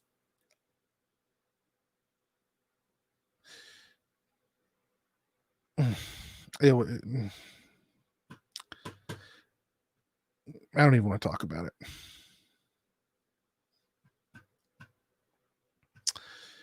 Francis, what's up? It's been great, Piz. See you and Jeremy Friday morning, LA time. Not everybody. Take care, Nico. Have a good one, man. See you Friday.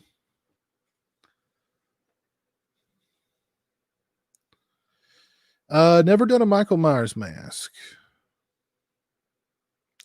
Yes, I do have some sideshow figures. Sackhead. I've actually done videos on 2 or 3 sideshow figures at this point, and I've got 3 more that I want, or at least 2 more, maybe 3 that I want to do videos on. I just have to find the time for them.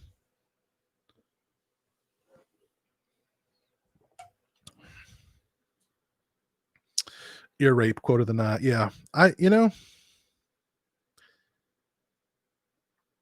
just can't imagine anybody listening to that song and going, this is really good. I mean, I don't know if there's enough, MDMA in the world to make you think that song is good.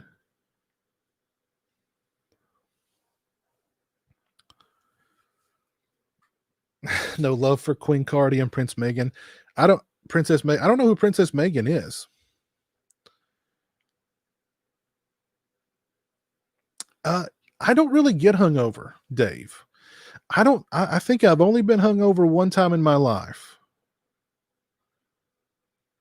And that was a long, long time ago. Like when I was in my early 20s. Other than that, I don't think I've ever been hungover.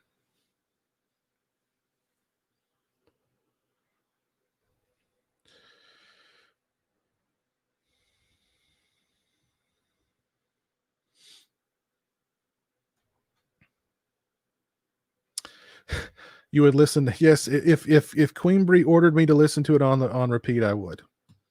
There's no doubt. Yeah, I would, and I would learn to love it. I would learn to love it. Austin TX Slasher. I just wanted to pop in and say, hey, I had a lot of fun Friday with you and Jeremy. Oh, cool, man. Yeah. This Friday we'll be back at it with Halloween 2. More of the night he came home. That'll be fun. I'm looking forward to that one. Got to run soon, Dave. I understand it's getting late on the East Coast. It's 11:45.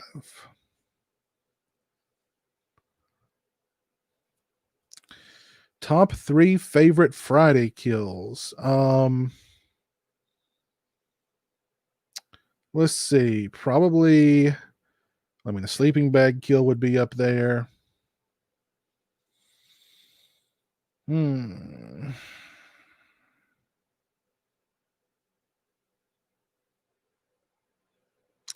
the head squeeze eye flying out at you from part 3 would probably be up there. There's a lot of good ones in part 4. A lot of good ones in part 4. I actually really like the I call it the chiropractor in part 6, where Jason bends the sheriff back onto himself. That's a really good one, I think. Not a lot of people mention that one, but that's a really good one. Great sound effect on that one too.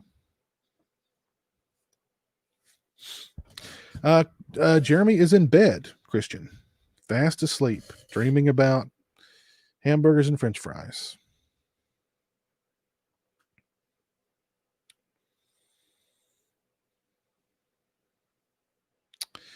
Yes. R.I.P. Eddie Van Halen, Jeffrey. R.I.P. You're 42 and you have full week hangovers. Yeah, I've heard of people who have those, like, multiple day or like, week-long hangovers. That'd have to be rough, man. Is there a medical condition that's linked to, maybe?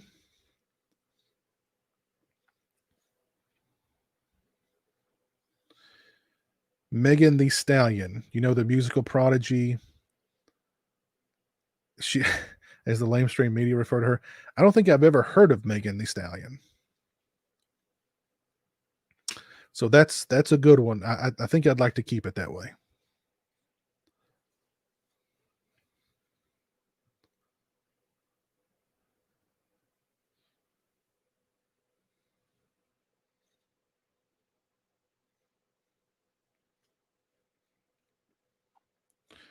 Noah Markowski, what's up, man? How are you doing?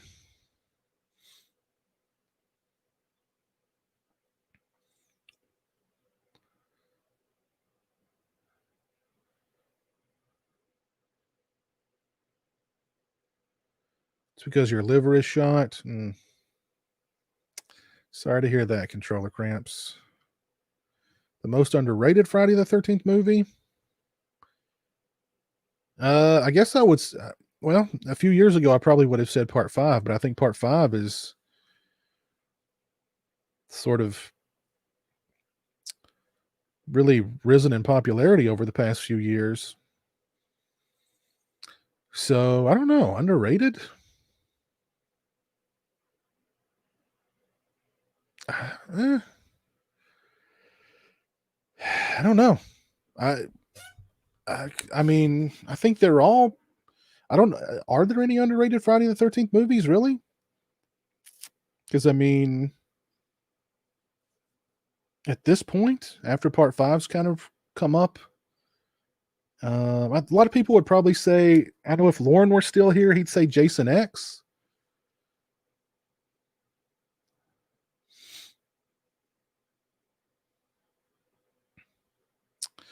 And we've had some super chats. Eric Perry, thank you for the $5 super chat. Favorite Scream Queen and what made me question everything. Yeah. I was literally listening to that in the car not long ago. And I was going like, this is real. What I'm listening to is this was like the unedited version. And I was like, this is what I'm listening to is real. This is real. This is not a joke. Or maybe I'm just an old man now, where like when I was a kid, my mom was like, that corn music is devil music. No, she never said that, but she'd be like, that's not music. That's just somebody screaming. So maybe I've turned into that. I don't know, but that song was horrible. Favorite Scream Queen. I really like Jill Sholin, and she's kind of an underrated, lesser known Scream Queen. But I've always really liked her. She'd be right up there with one of my favorites. Jason Myers, thank you for the $1.30. There's Olivia. Hola, ¿cómo está, amiga? Amigo, any way we can get you to take a shot from my vodka skull? Oh, geez. You've twisted my arm, Olivia. Let's see, where Where are you? Okay.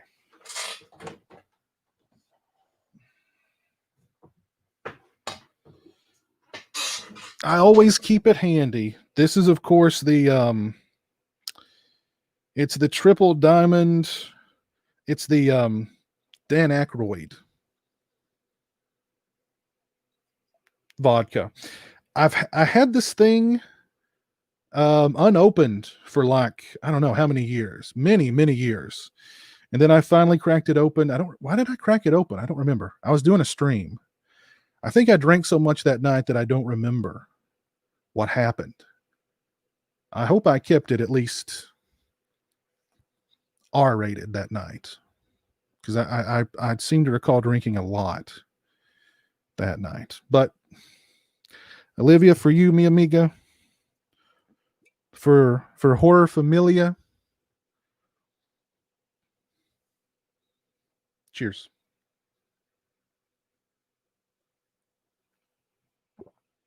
Ooh.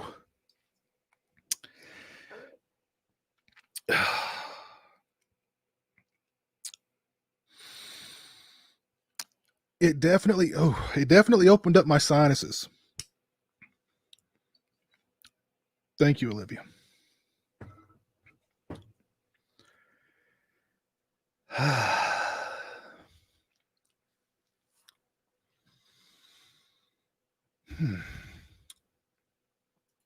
It definitely opened up my sinuses.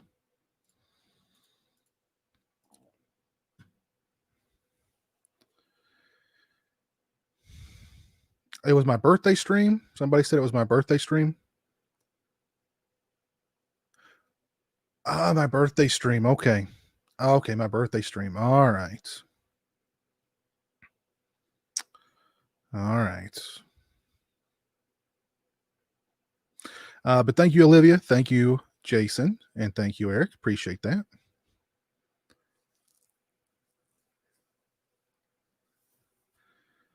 Dookie, you taking off? I thought so. I've been hungover from that damn bottle before. So you've had the Crystal Skull Vodka too, Olivia.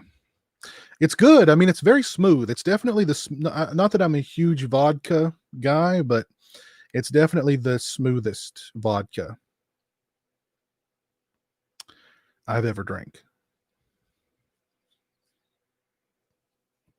But it's good stuff.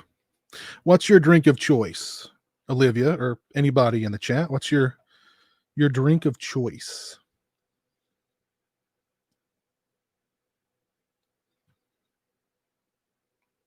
No, not going to watch Ernest. Well, I may, we'll probably, Jeremy and I'll probably watch Ernest Scared Stupid, just, you know,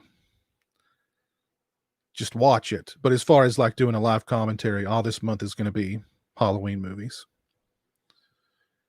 So.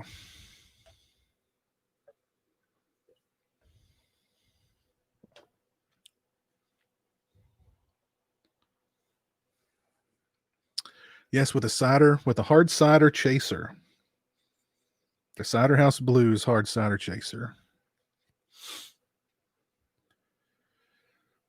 Pizzo speaking Spanish was kind of funny.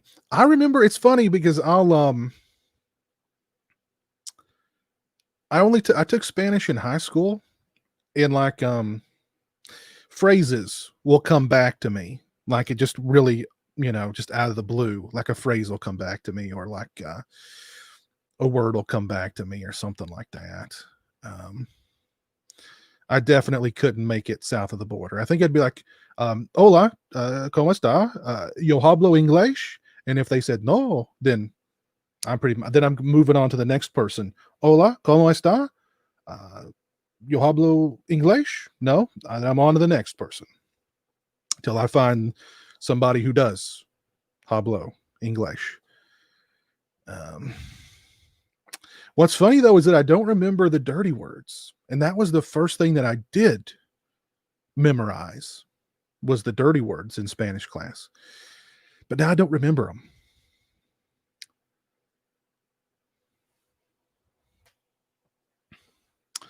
I don't own any of the Universal Monster Blu-rays. Wait a minute.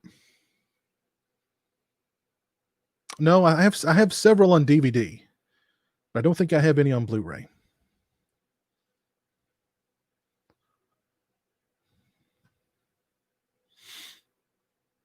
Let's see, Old English 40 ounce. My last stream, I actually got a 40 ounce of King Cobra. It was King Cobra premium, quote unquote, premium malt liquor. It was actually really good. I need to go back to the supermarket and get another one of those. It was really good. Gin, Stoli. I don't. Have I had any Stoli?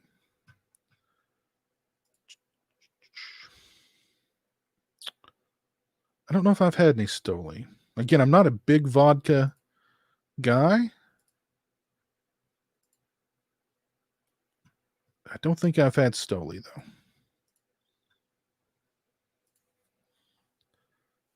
Vodka and apple juice. I've had vodka and orange juice on several occasions. Rum and Coke. I love rum and Coke. I actually like spiced rum and Coke. If you can get some spiced rum and mix that with some Coke, it's good.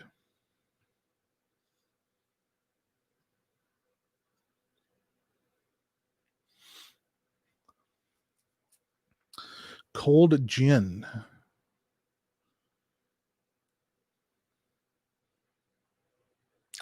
Screwdriver and White Russian.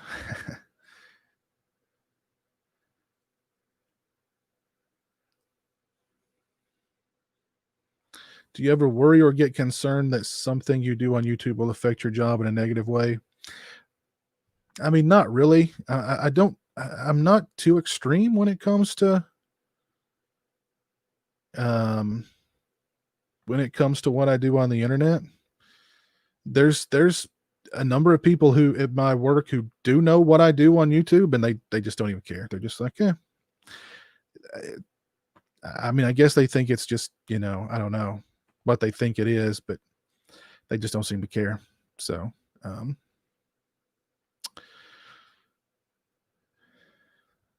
I keep it pretty PG. So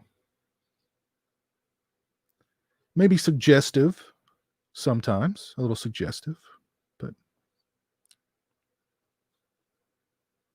now I remember that word, controller cramps. I remember that one.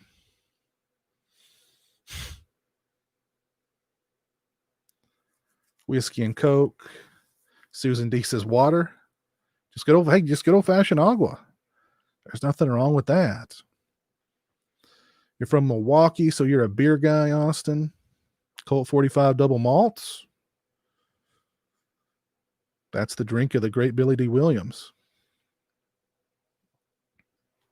Ah, yes, the King Cobra stream. Yes, with the toilet mask. Yes, that was one of. I think I wore 3 masks that night. I don't remember. But the toilet mask was the first one.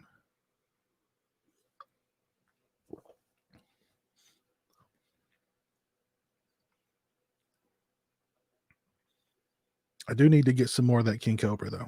That stuff was pretty good.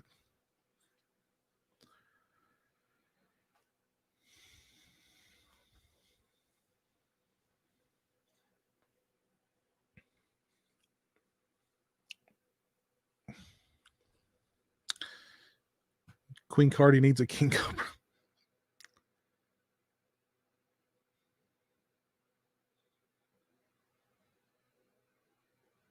Besides, I'm more of a Nicki Minaj guy. You know what I mean? Cardi B is nothing compared to Nicki.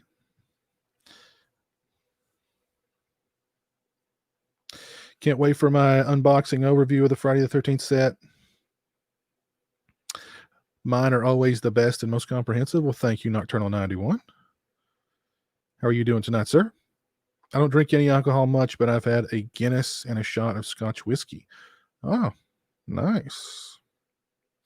What was the last book I read? Good question. What was the last book I read? I think it might have been Clive Barker's The Scarlet Gospels. I think that was the last one I read.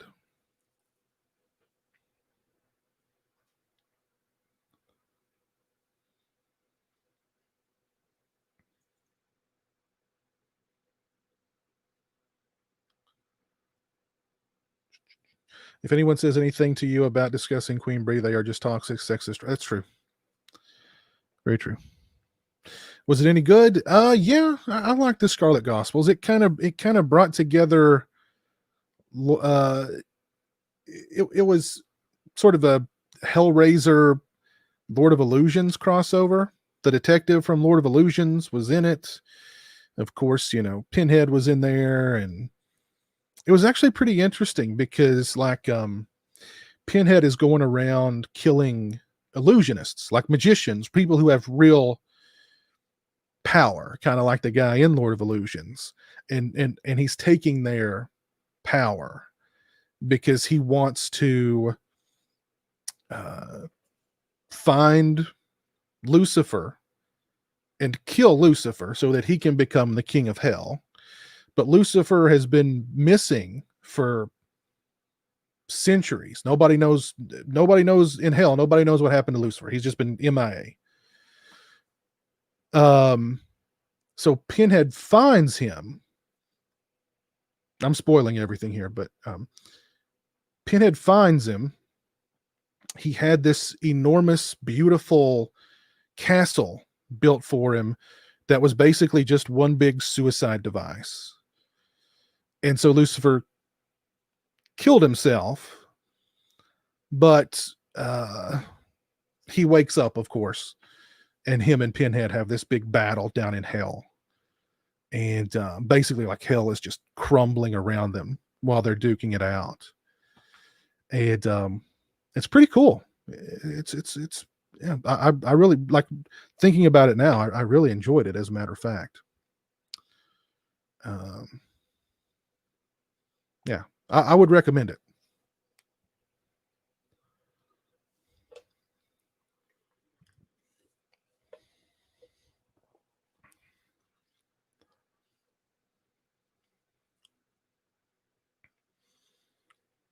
Just picked up Cruel Jaws. I I'd like to get Cruel Jaws. Hopefully, I'll get my hands on Cruel Jaws. It's an awful, horrible movie, but it's just so fun. Recent pickups, yes. Let's see. Hold on a second. I recently got 101 Films sent me their Brain Dead release to review. So I'm looking forward to checking that out. I got the MVD Rewind collection of Mikey to check out. I remember Mikey from back in the day. I remember it being a fun movie. I got the 101 Films release of The Deep that I'm looking forward to checking out. What other kind of stuff do I have here? Got the Halloween 4 novelization that I'd like to find some time for to read this month. Actually, as a matter of fact, let's read an excerpt from the Halloween 4 novelization. Okay, here is the prologue of the Halloween 4 novelization. Haddonfield, Illinois, at one time long ago, had been a peaceful town, just like any typical town, away from the boisterous rumblings of factories and packed bumper-to-bumper cars and buses and cabs on busy streets and intersections. Instead of smog, pollution, and haze, in Haddonfield there was only clear air and the sweet smell of home-baked apple pies cooling off on country porches and the joyous cries of children's laughter echoing forth from games of tag and jump rope beneath the shade of maple trees. Wow, this is very Americana. There was a town of the seasons, a town where the magic of Christmas and the buildings of carrot-nosed snowmen waltzed with time's glorious dance of tradition, where Easter egg hunts and the July 4th fireworks showdown at Fallbrook Park were anxiously awaited by everyone, year after year. And then there was Halloween. Halloween used to be no exception to the thrilling festivities of yearly customs. Children never used to fear the night of October 31st, when they gathered their share of candy as they trick-or-treated down chilly sidewalks, usually getting treated and rarely getting tricked. But the horror began back in 1963, when a scream of murder broke the autumn silence in Haddonfield. And years after, the horror returned, and this time to a more gruesome and terrifying magnitude. Time had been unsuccessful in keeping away the horror. In the midst of innocence and quietude. I don't think I've ever read that word before or heard that word before. Quietude? In the midst of innocence and quietude, there is always a share of horror. It is a fact we all must face, but sometimes the horror goes away. In Haddonfield, however, the horror keeps coming back. Prologue, Halloween 4, the novelization. Wow. Very interesting.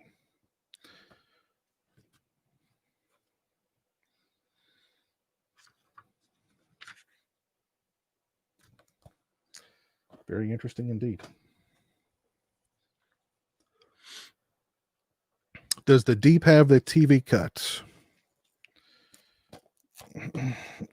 Special features include interview commentary, the making of select scenes from the 3-hour special edition. I don't know. It doesn't say anything about, unless that's part of the 3-hour special edition.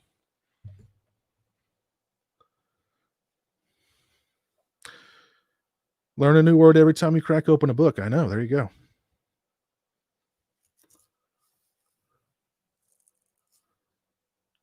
You missed story time, Jamie.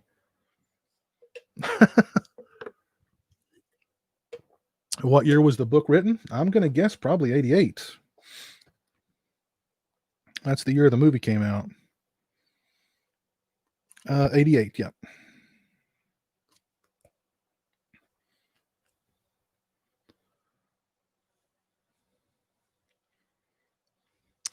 Actually, hold on just one second. I've actually got the novelizations for 2 and 3 that I'll share. Hold on just one second. I'll be right back.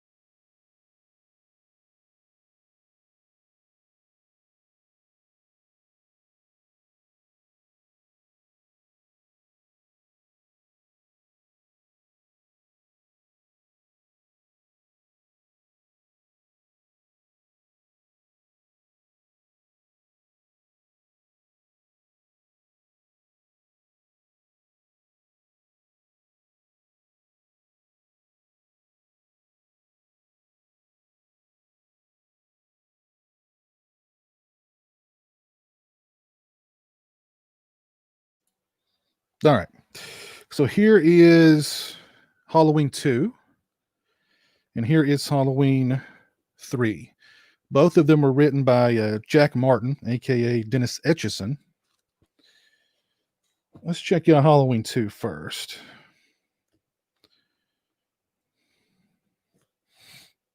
See if there's a prologue here. Yep, there's a prologue. Ooh, and there's also photos from the movie. All right, here's the prologue to the Halloween 2 novelization. It was that time of year when the days are short and the shadows are long, when the earth tilts still further on its axis and the seasons hang suspended between autumn and winter, when the very light seems to change and colors deepen mysteriously. You know what it's like. The morning sun arcs away across the sky. The afternoon rushes impatiently toward dusk, the cutting edge of darkness like the blade of a sundial. Oh, a sundial. Sundial. A sundial. Maybe I am a little drunk. Let's start that over again. The morning sun arcs away across the sky. The afternoon rushes impatiently toward dusk, the cutting edge of darkness like the blade of a sundial pointed and turning under eaves and porches.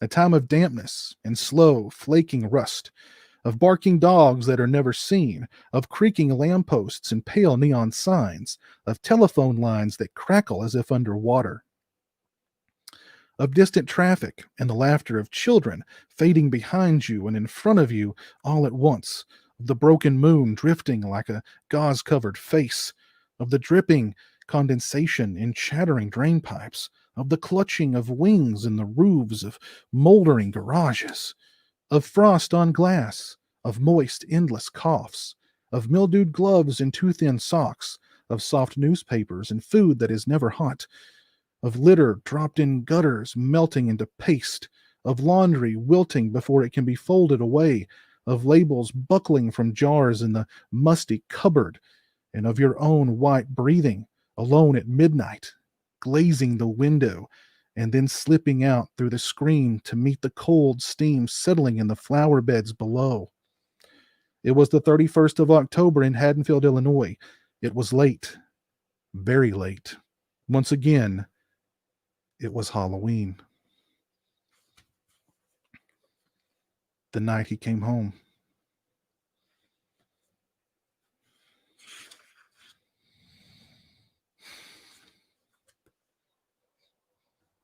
Yes, indeed.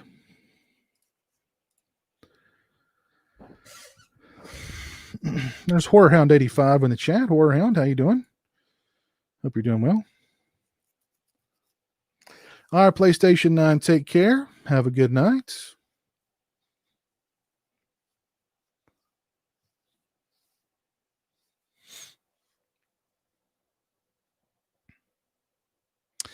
Christian, you watched Cat's Eye for the first time today. Very interesting. I like Cat's Eye.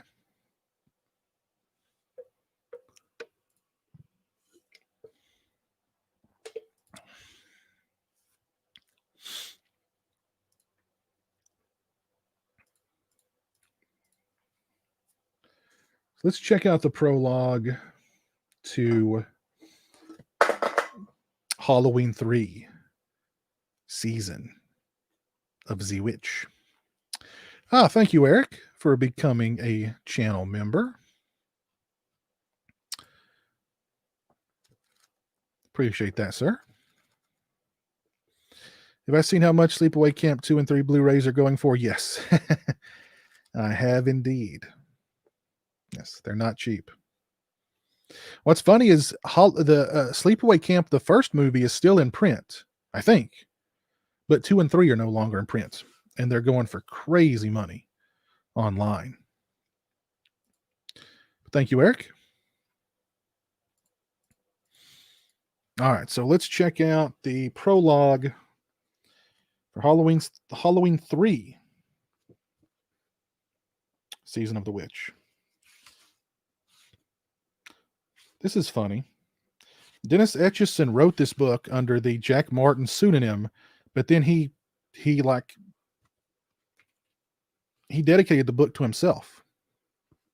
It's odd. All right, prologue, Halloween 3. Oh wow, this one's pretty long.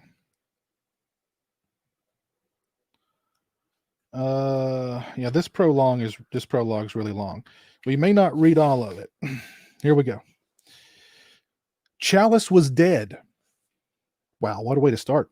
Chalice was dead. 8 more days to Halloween, Halloween, Halloween.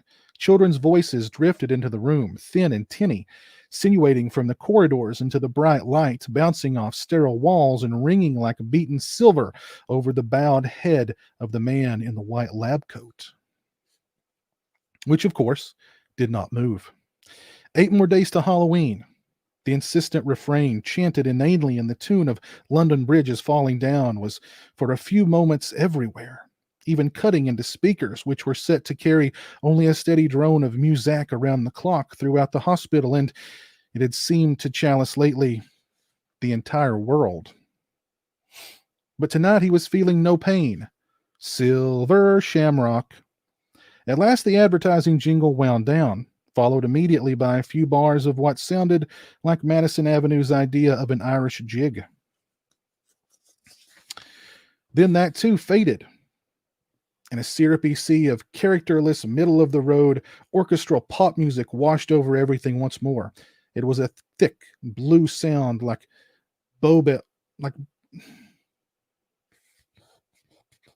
some kind of smudge on here.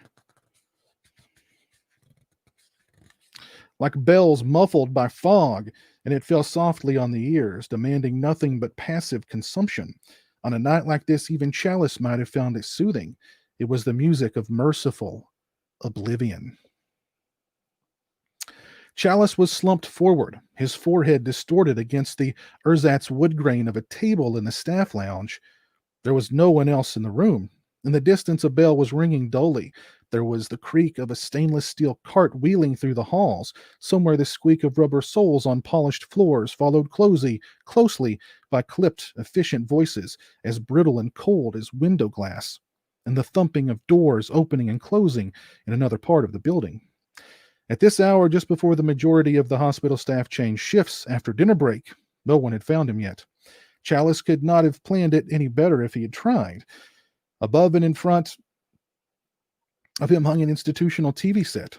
The sound was off, a badly adjusted picture rolling from top to bottom like an out-of-control microfilm scanner. Nothing else moved. Now, however, there was a new sound, an electrical buzzing. It came from the lighting fixtures, as if an insect were trapped within the panels of the ceiling. The buzzing continued for a few seconds. Then suddenly one of the neon tubes sizzled and flickered out, as though dark wings had settled over the part of the room. Outside the windows there was a blinding flash. Instantly the other lights shut down. The fluttering TV picture popped and shrank to a tiny point, a single glowing eye receding rapidly away down a tunnel, and gone. The lounge was plunged into darkness. Rain scattered against the windows, illuminating from behind by headlights in the night. Drops clung to the panes, suspended there, and seemed to turn, each an individual lens reflecting cars that passed on the road, then quickly flowed together and ran down the glass in sheets as the landscape blurred. The first crack of thunder hit. It shook the walls, and the cold fluorescent tubes vibrated back to life. The squares of the low ceiling brightened in no particular sequence, flicking back on in random order until the overhead checkerboard was complete. In the peculiar strobing, Chalice's arm appeared to twitch on the tabletop.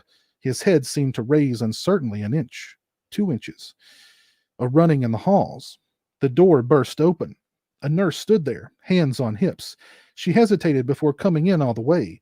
She was on the downhill side of middle-aged, resignedly overweight, and wore the perpetual expression of a woman who has seen enough of all the wrong things to last 2 lifetimes. "Doctor, you all right?" She paused, glanced back at the commotion in the hallway, and came to a decision. She took 2 more steps into the lounge. "Is that you, Dr. Chalice?" Her face relaxed a bit. "How did you like the fireworks? Another one of life's little tests, a power blackout, wouldn't you know? As if we didn't have plenty to worry about already. That old emergency generator kicked in, praise the Lord. But I don't know how much longer Mr. Garrett can keep up. Dan, are you all right?" She pursed her lips and crossed the room. "Poor man, working too hard, same as always." She sighed wearily. "Well, it's that way for everybody these days, I reckon. Seems like the last times, doesn't it? You look like you're dead to the world." She reached up and twisted the knob on the TV. The picture steadied. but immediately broke up into a swirling vortex of snow. She slapped the side of the cabinet. The picture pulsed into temporary focus. It was the 7 o'clock report with Robert Mundy, the local plastoid TV newscaster. She adjusted the volume. And later in tonight's special eyeball to eyeball segment, Trina will show us how to make a bright and breezy repast of a flair by dressing up a card table. And we'll have the latest on that unusual case of vandalism over in merry old England. But first, let's pause for this important message. Let's see, how much longer is this? This is a really long prologue. On TV, a grinning witch's face filled the screen. Gnarled skin glistened. A warty nose inched from the camera as the witch peered down into the room through a storm of salt and pepper static. The effect was grotesque. Those masks, said the nurse with distaste. They've gone too far this year. Too realistic, she shuddered. Wish we could hurry up and get Halloween over with. Nasty holiday. Nothing but trouble for children. For all of us. It's unchristian. 8 more days to Halloween. The picture destabilized again as a new round of lightning split the sky outside. The commercial broke up and began to roll vertically, but the chorus of taunting preteen voices continued to nag from the cracked speaker. Halloween, Halloween. Halloween 3. This is a really long prologue.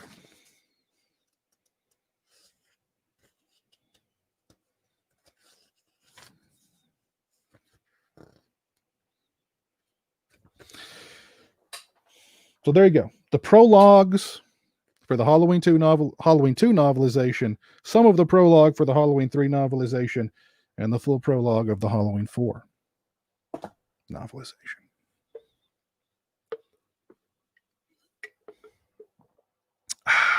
Slimy green creep machine. That's quite a name. It is very descriptive, Uncanny Spirit. Yes, Jack Martin or Dennis Etchison was a very good writer. He actually wrote the screenplay for Halloween 4 when there was, I forget the story, but John Carpenter and Deborah Hill were after the rights, and they commissioned Etchison to write a script for Halloween 4. And I believe his script had to do with Haddonfield had like banned Halloween, and they tried to suppress Halloween and Michael Myers, tried to cleanse the history of Haddonfield, tried to cleanse him from the history of Haddonfield to the point where the more that they tried to suppress Michael Myers, the more powerful he became, and they sort of willed him back into existence or something like that. I'm sure it would have been interesting. I know. Because I can listen to this all night, just keep going. There's Al Suspiri in the chat. What's up, Al? How are you? 88 Films sells Sleepaway Camp 2 and 3, but it's Yep.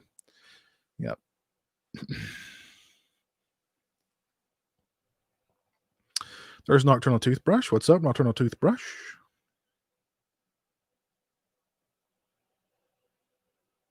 Am I a fan of Halloween 3? Absolutely. I love Halloween 3. No, didn't attend any conventions this year, House of Horror. That was genuinely comforting. Suffering from insomnia in the UK, it's after 5 a.m. Thanks, P. as well, Reed. Got to go sleep now. Well, hey, I helped put Rootsman to sleep. I read him a bedtime story. No, Priggs, I've not gotten the box set yet. I'm hoping to get my shipping notification tomorrow.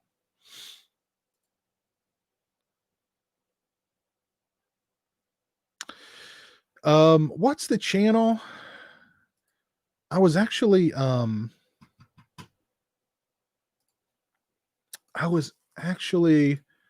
somebody during one of my last streams turned me on to this channel. something 80s horror or something.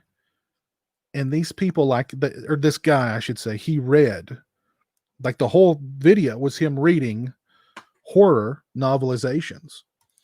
And he's not quite as good as me when it comes to it, but I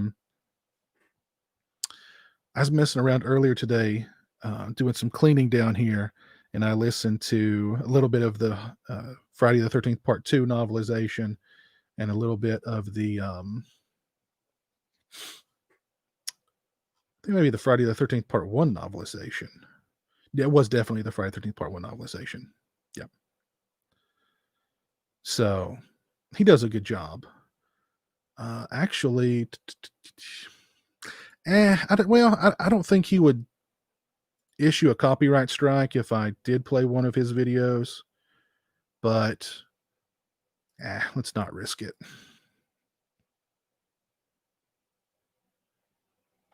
No, Christian, I haven't gotten my tracking number yet.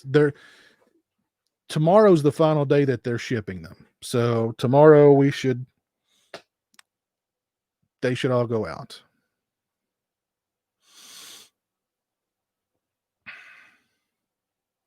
Yes, I did like Suspiria 2018. I did indeed.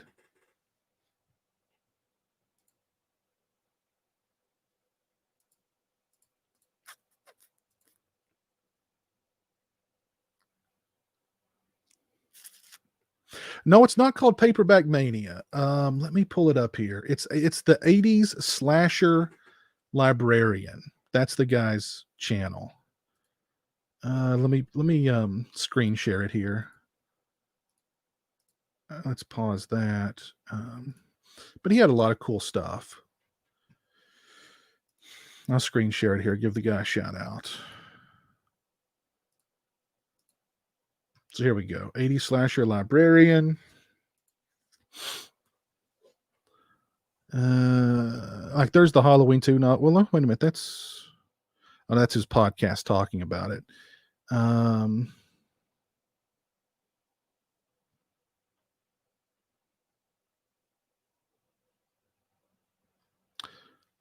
But yeah, like he does the different voices and stuff too. So he does a pretty good job. Here's the Friday the 13th novelization. I'd listened to some of it.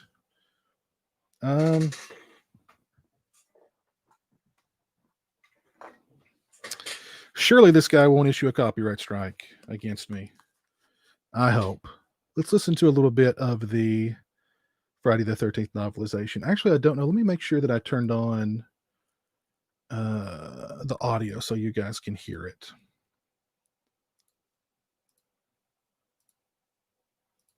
Okay, I did now. All right, so let's check out just a little bit of. Here's Friday the 13th, the first one. Ned was always goofing off, and his father had made the promise easily, never dreaming Ned could actually pull it off, but he had underestimated him. The deal was that if Ned buckled down and worked hard for 4 years, he'd get a new car for graduation and be allowed to attend the college of his choice. That was all it took. A little motivation, and it hadn't been that difficult to do. His reward had been a brand new red Chevy pickup with a white camper top and a killer sound system. And in the fall, he'd be heading out to California to start school at UCLA. He couldn't wait.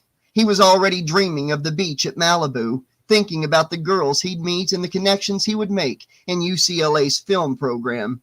He'd already had a half dozen t-shirts made, all different colors, all bearing the same legend. Why grow up when you can make movies?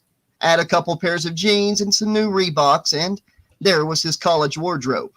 Now all he had to do was kick back for a few lazy weeks in the sticks, take some little kids on nature hikes, and teach them swimming and archery. Then mellow out around the campfire after they had all gone to bed, drink a few beers and smoke a joint or two while he dreamed California dreams. Everything have to be so goddamn complicated. Let's get to some murder.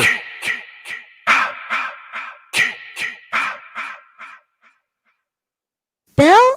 She called out to the young man working by the dock and relayed the message from Steve, checking to see if they needed more paint. The paint's all right.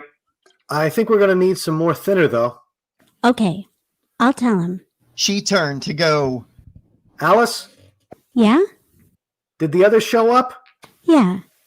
Everyone but the girl who was supposed to handle the kitchen. Annie? She said. Bill wiped his forehead with the back of his hand. You think we're going to last all summer? He said, grinning. I don't know if I'm going to last a week. She sighed. Bill laughed, but she didn't.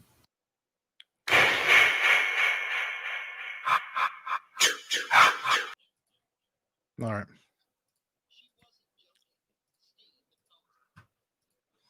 So yeah, that's kind of that dude's channel. It's kind of cool that he reads, because I mean, not that he reads, but that he reads these books, because a lot of these books are long out of print, and like the I know the Halloween 1 novelization is really difficult to find, and when you do find one online, it's very, very expensive. So Brian Trash, what's up? You've got two of Dennis Etchison's later books, Uncanny. Well, you know, he's no pizowell, but you know. 80s slasher librarian is the name of his channel.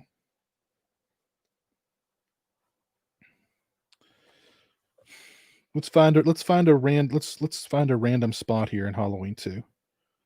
Oh, here's that scene in Halloween 2. The kid goes to the hospital with the razor blade in his mouth. Yikes.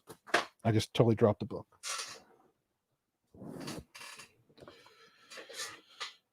Let's find a good one here. Blah, blah, blah, blah, blah.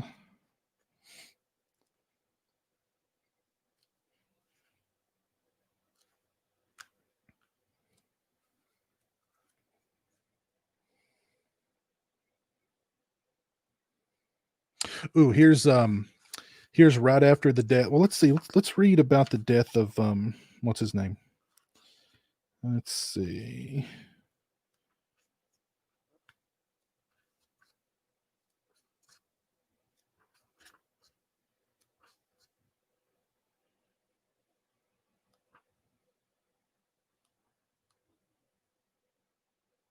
Okay. All right. So this appears to be after the death of oh goodness, what was Ben Tramer. Okay, here we go. Chapter 8, Halloween 2 novelization. This is difficult, and it was. Loomis watched the dentist Graham stooping over a charred body, probing like a scrimshaw artist on a row of still hot teeth. Next to him, Deputy Hunt wadded a handkerchief up to his nose to keep from being sick. The dentist scraped blackened deposits from molars and wiped his probe on the sheet. Even the gums are charred. Look here. He wielded a flat-bladed tool and cut away clotted blood and tissue. See here? The man abraded a tooth all the way down to its roots in the socket. The blade I can't even read now. The blade squeaked grittily. No feelings. Loomis's nostrils flared. Even the air conditioner and the blowing scent of green soap and formaldehyde could not mask the stench of boiled entrails and rank organs. He's young, said the dentist. He excised a crisp strand of jaw muscle, and laid it in the pan like a burnt anchovy. Maybe 17, maybe 18. Loomis said Michael Myers was 21. The positive ID means we check x-rays and dental records. Graham looked up. His scalpel slipped and skittered up the skull to where the nose had been. The blade caught in the sharp edges of the burned-out cavity. A last remaining squib of gristle broke off from the skull and rolled into one of the drainage holes in the autopsy table. Nasty. That will take hours, said Loomis. No other way to know for sure. I'm sorry.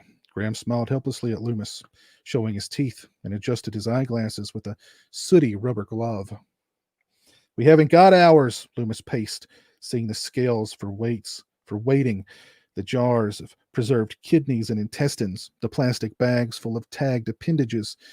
On top of a purring refrigerator, a floating brain segment shivered like molded gelatin. Listen to me. His voice rose with fatigue. We've got to assume that Michael Myers is still alive. There was a clacking in the hall. The door swung wide and another patrolman approached the deputy, Hunt. Hunt diverted him from the table. Everybody goes back out. But we just closed it up, said the patrolman. I want to sweep from Chestnut South to the bypass. Every street, every house, every backyard. The patrolman held out his hands to object, but thought better of it. Hunt's eyes were red, but unblinking above the handkerchief. All right, you got it. The patrolman left. Hunt's eyes met Loomis's and bored into him. Thank you, Loomis said. At Hunt's back, a life-size anatomy chart covered part of one wall. Loomis saw the graphic veins and arteries that flow in infinite complexity throughout a body, throughout a human being, each delicate connection originating from something called the heart.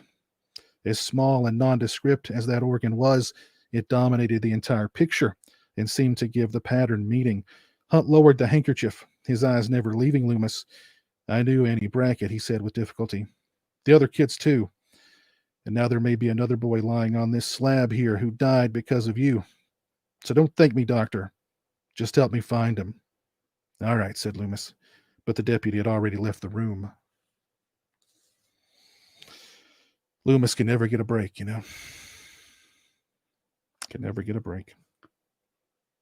Loomis tried... If they would just listen to Loomis, Michael would have stayed in the hospital for the rest of his life. It's not Loomis's fault. Oh, man. No wonder Loomis was so pissy and like burnt out and crazy by the time part 5 rolled around. Everybody blamed him for everything. He was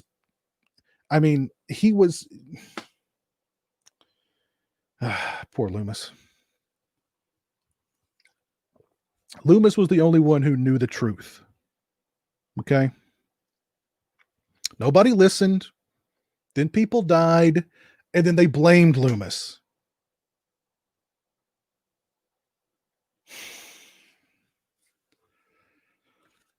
Ah, God.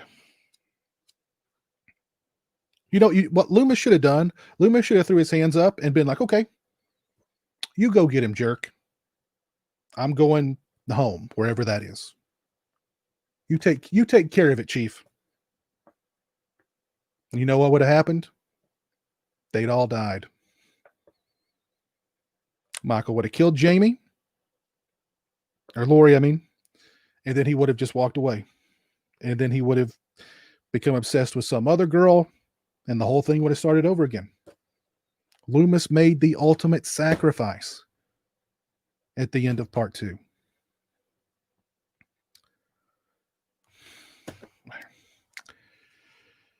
They probably still blamed. I bet when the hospital was burning to the ground at the end of part 2, they were like, "Damn Loomis! He blew the hospital up." I don't know. Feel sorry for the guy. He reads well. Gracias, Olivia. Gracias. Thank you, Turner. Al.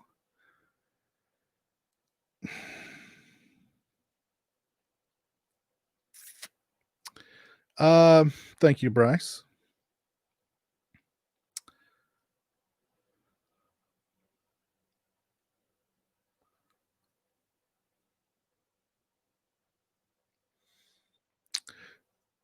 Yes, yeah. Loomis was willing to die in a town that hated him.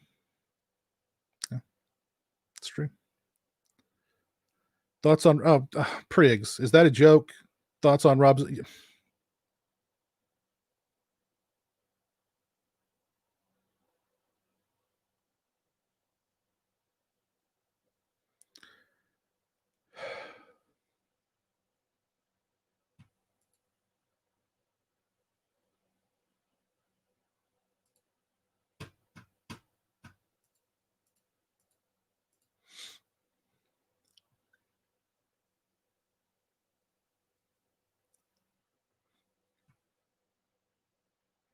What was Loomis's job? Case manager? Yes, I I think he probably was.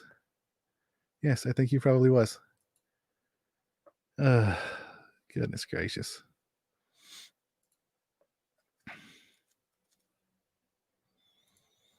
So let's find another random chapter. And let's see. Let's just start reading. Let's see. Where are we here?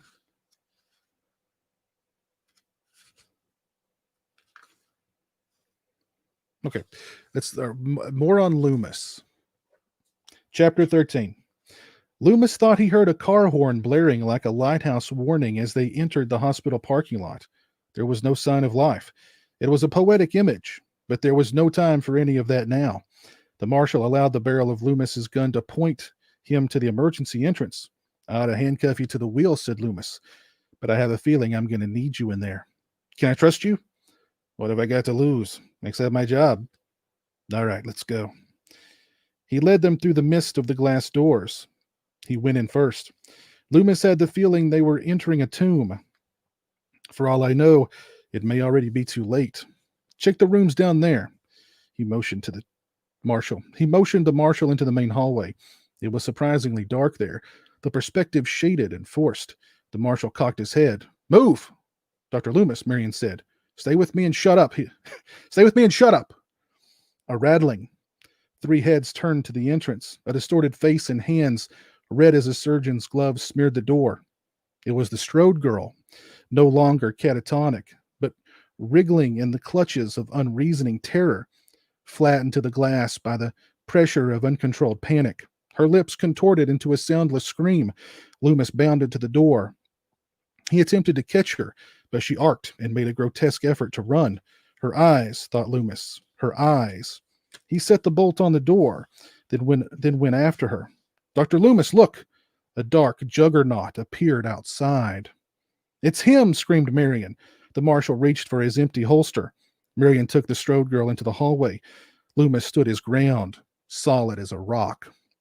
The shape's cadaverous white mask jutted forward, and then its arms went up. It walked to the door, the closed door. Loomis could not tell whether his shot hit the door first, but there was a shattering crash as the glass broke in a hail of bright nuggets.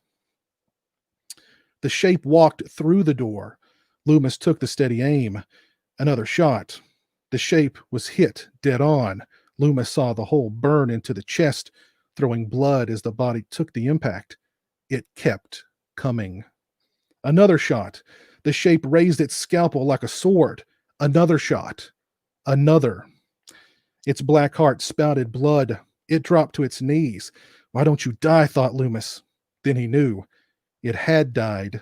Tonight. How many times in the past? It was dying now. It dies and is reborn. It raises itself from the darkness. The Lord of the dead. For the moment, only the moment, it was on its knees. Loomis sighted straight as an arrow and pumped off his last shot. It blew the shape over backwards. The scalpel remained erect, then fell slowly. The air rang. Don't, said Loomis as the marshal went to the body. He's dead. No, he's not. Look at him. He's still breathing. Loomis called for Marion. Miss Chambers, there's a 2-way radio in the marshal's car. I want you to go outside, get on that radio, and get Hunt. She nodded obediently. Now, wait a minute, objected the marshal. I'm the only one authorized to use that. Move, shouted Loomis, shoving her around the body. He found Lori weaving in the shadows. Are you all right? I should have taken care of her before, he thought, and not left her to these educated fools. He touched her protectively. I'm sorry I left you. She seemed not to comprehend his words. It's all right, he told her. Lori's face tilted, observing him. She shook her head once. No. She looked over her shoulder. As Marion went to the car outside, the marshal bent down to feel Michael Myers' pulse. Get away from him, warned Lewis. The marshal turned his back on the body. He stopped breathing. No! Too late. The shape sat up, scalpel in hand, and slashed the marshal's jugular with a single blow.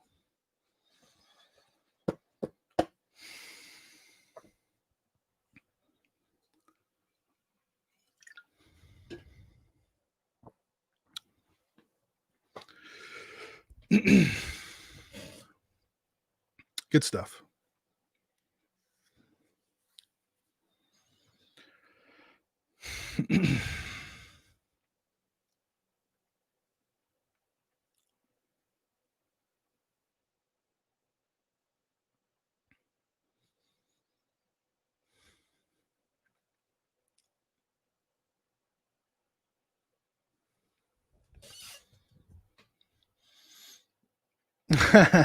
So Stingray is still going. I tuned in for a little bit of Stingray stream like hours ago, so they're still. Hey, they're burning the midnight oil. Good for them.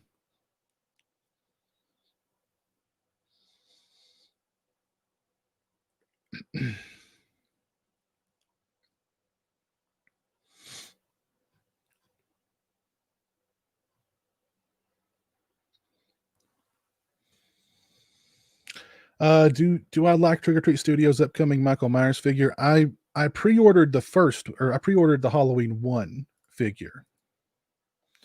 So I've got that one coming whenever they decide to release that one. Which they should release that one pretty soon, shouldn't they?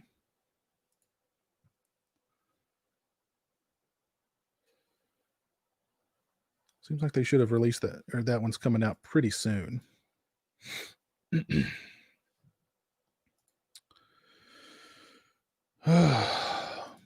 Let's see. We've been going for, almost 3 hours.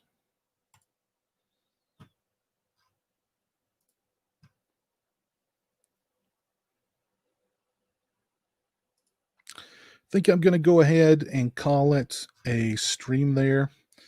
2 hours, 47 minutes, and 14 seconds. So, wow.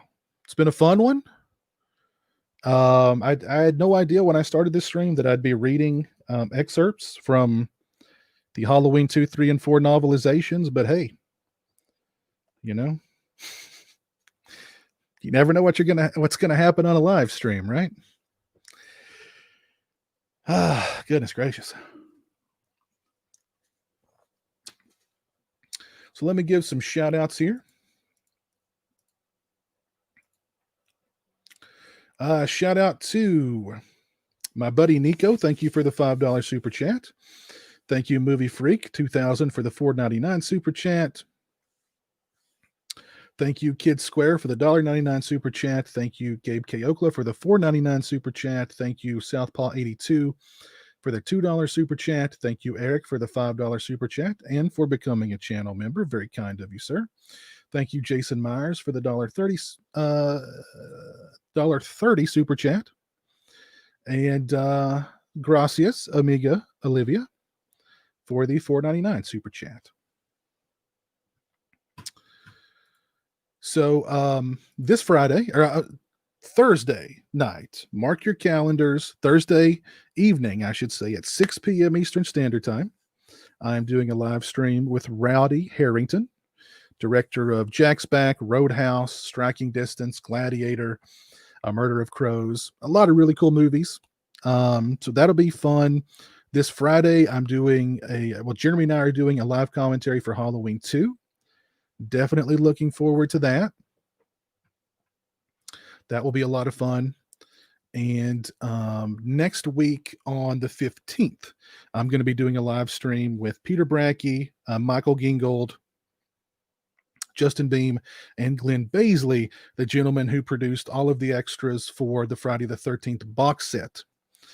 So that'll be a really cool conversation to talk about how they produced all those extras. And that'll be a lot of fun.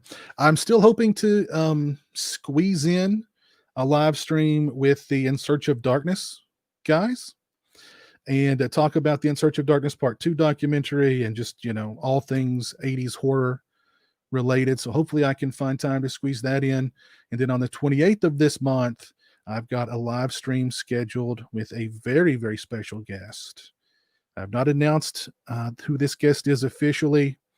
I have hinted at who this guest is. They were a pivotal player in these movies: Halloween 2, Halloween 3, Halloween 4, Halloween 5. So that one will be a whole lot of fun.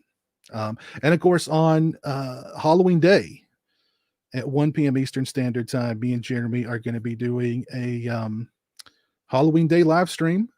All treats, no tricks. We're going to be giving away at least 2 hockey masks, 2 of the Friday the 13th mini snow globes, the Walmart editions that actually light up, And I think we'll be giving away 2 tins of the Michael Myers Halloween 2 sour candies that are so difficult to find at Spirit Halloweens. So that'll be our Halloween Day stream. All treats, no tricks. It should be fun. So huge thanks to everybody who tuned in tonight. I appreciate it. It was a lot of fun.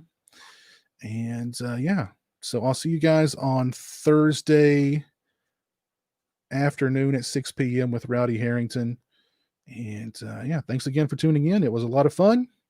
Have a great rest of the night. And peace. I'll play you guys out with some music here. And yeah, have a great night.